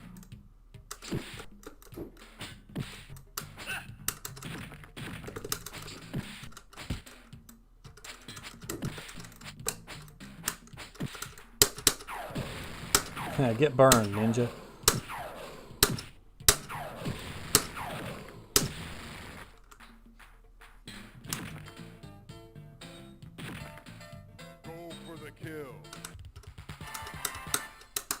I don't know if there's any way to play as these guys because there's like 0 information about this game online.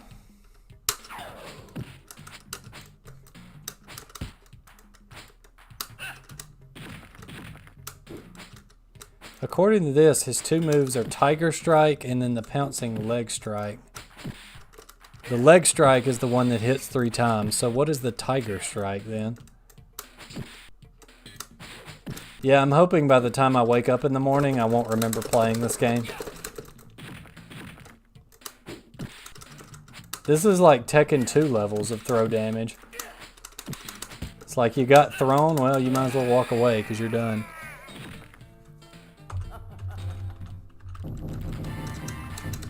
Thanks a lot, Coca Saburo. It's showtime. Wait a minute. Wait a minute.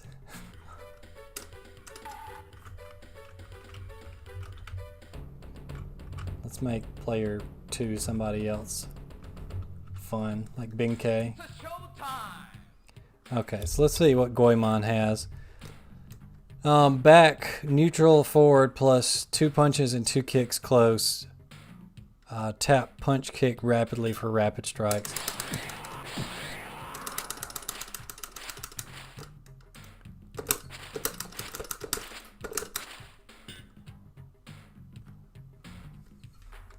I gotta kill player 2's inputs.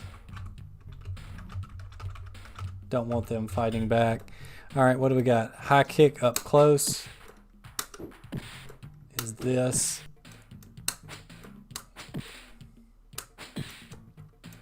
Flying kick. See, like this is all just like 1 button moves. And then he's got a hop kick. It's supposed to be a hop kick, but it's just like a punch. Down, low punch, punch, high punch.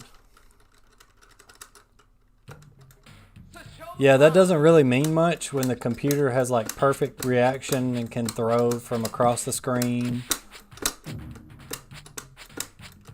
This isn't like Mortal Kombat levels of broken bossery or Azazel from Tekken 6.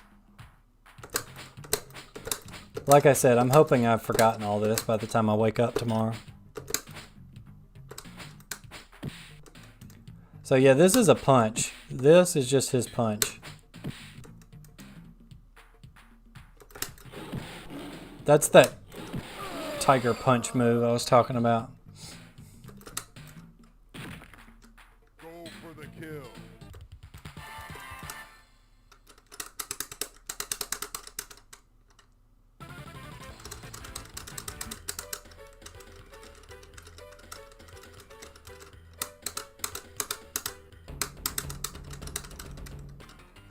It's showtime.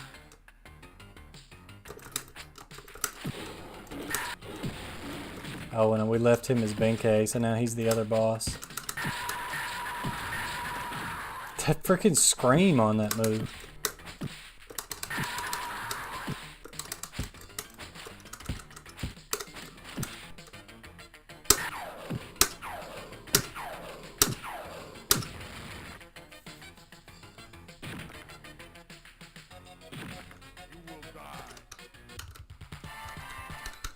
You will die. It's showtime.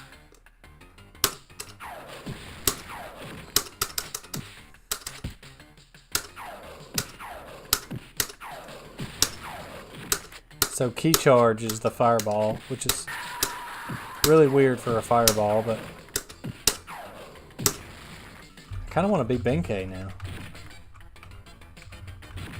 Go for the kill.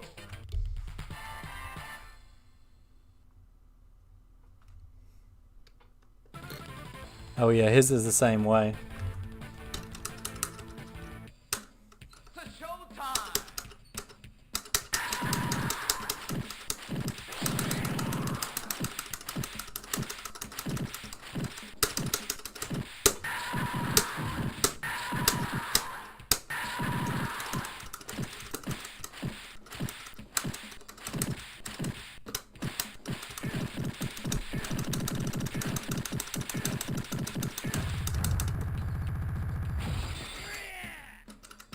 Imagine completing this game and continuing to play it.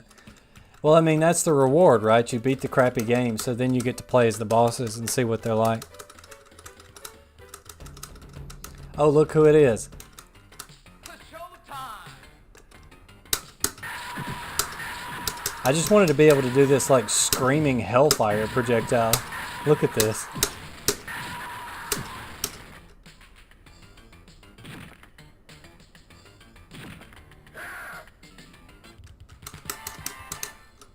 I'm pretty sure we beat him first try, the Benkei. I think he was pretty easy to beat as a computer opponent.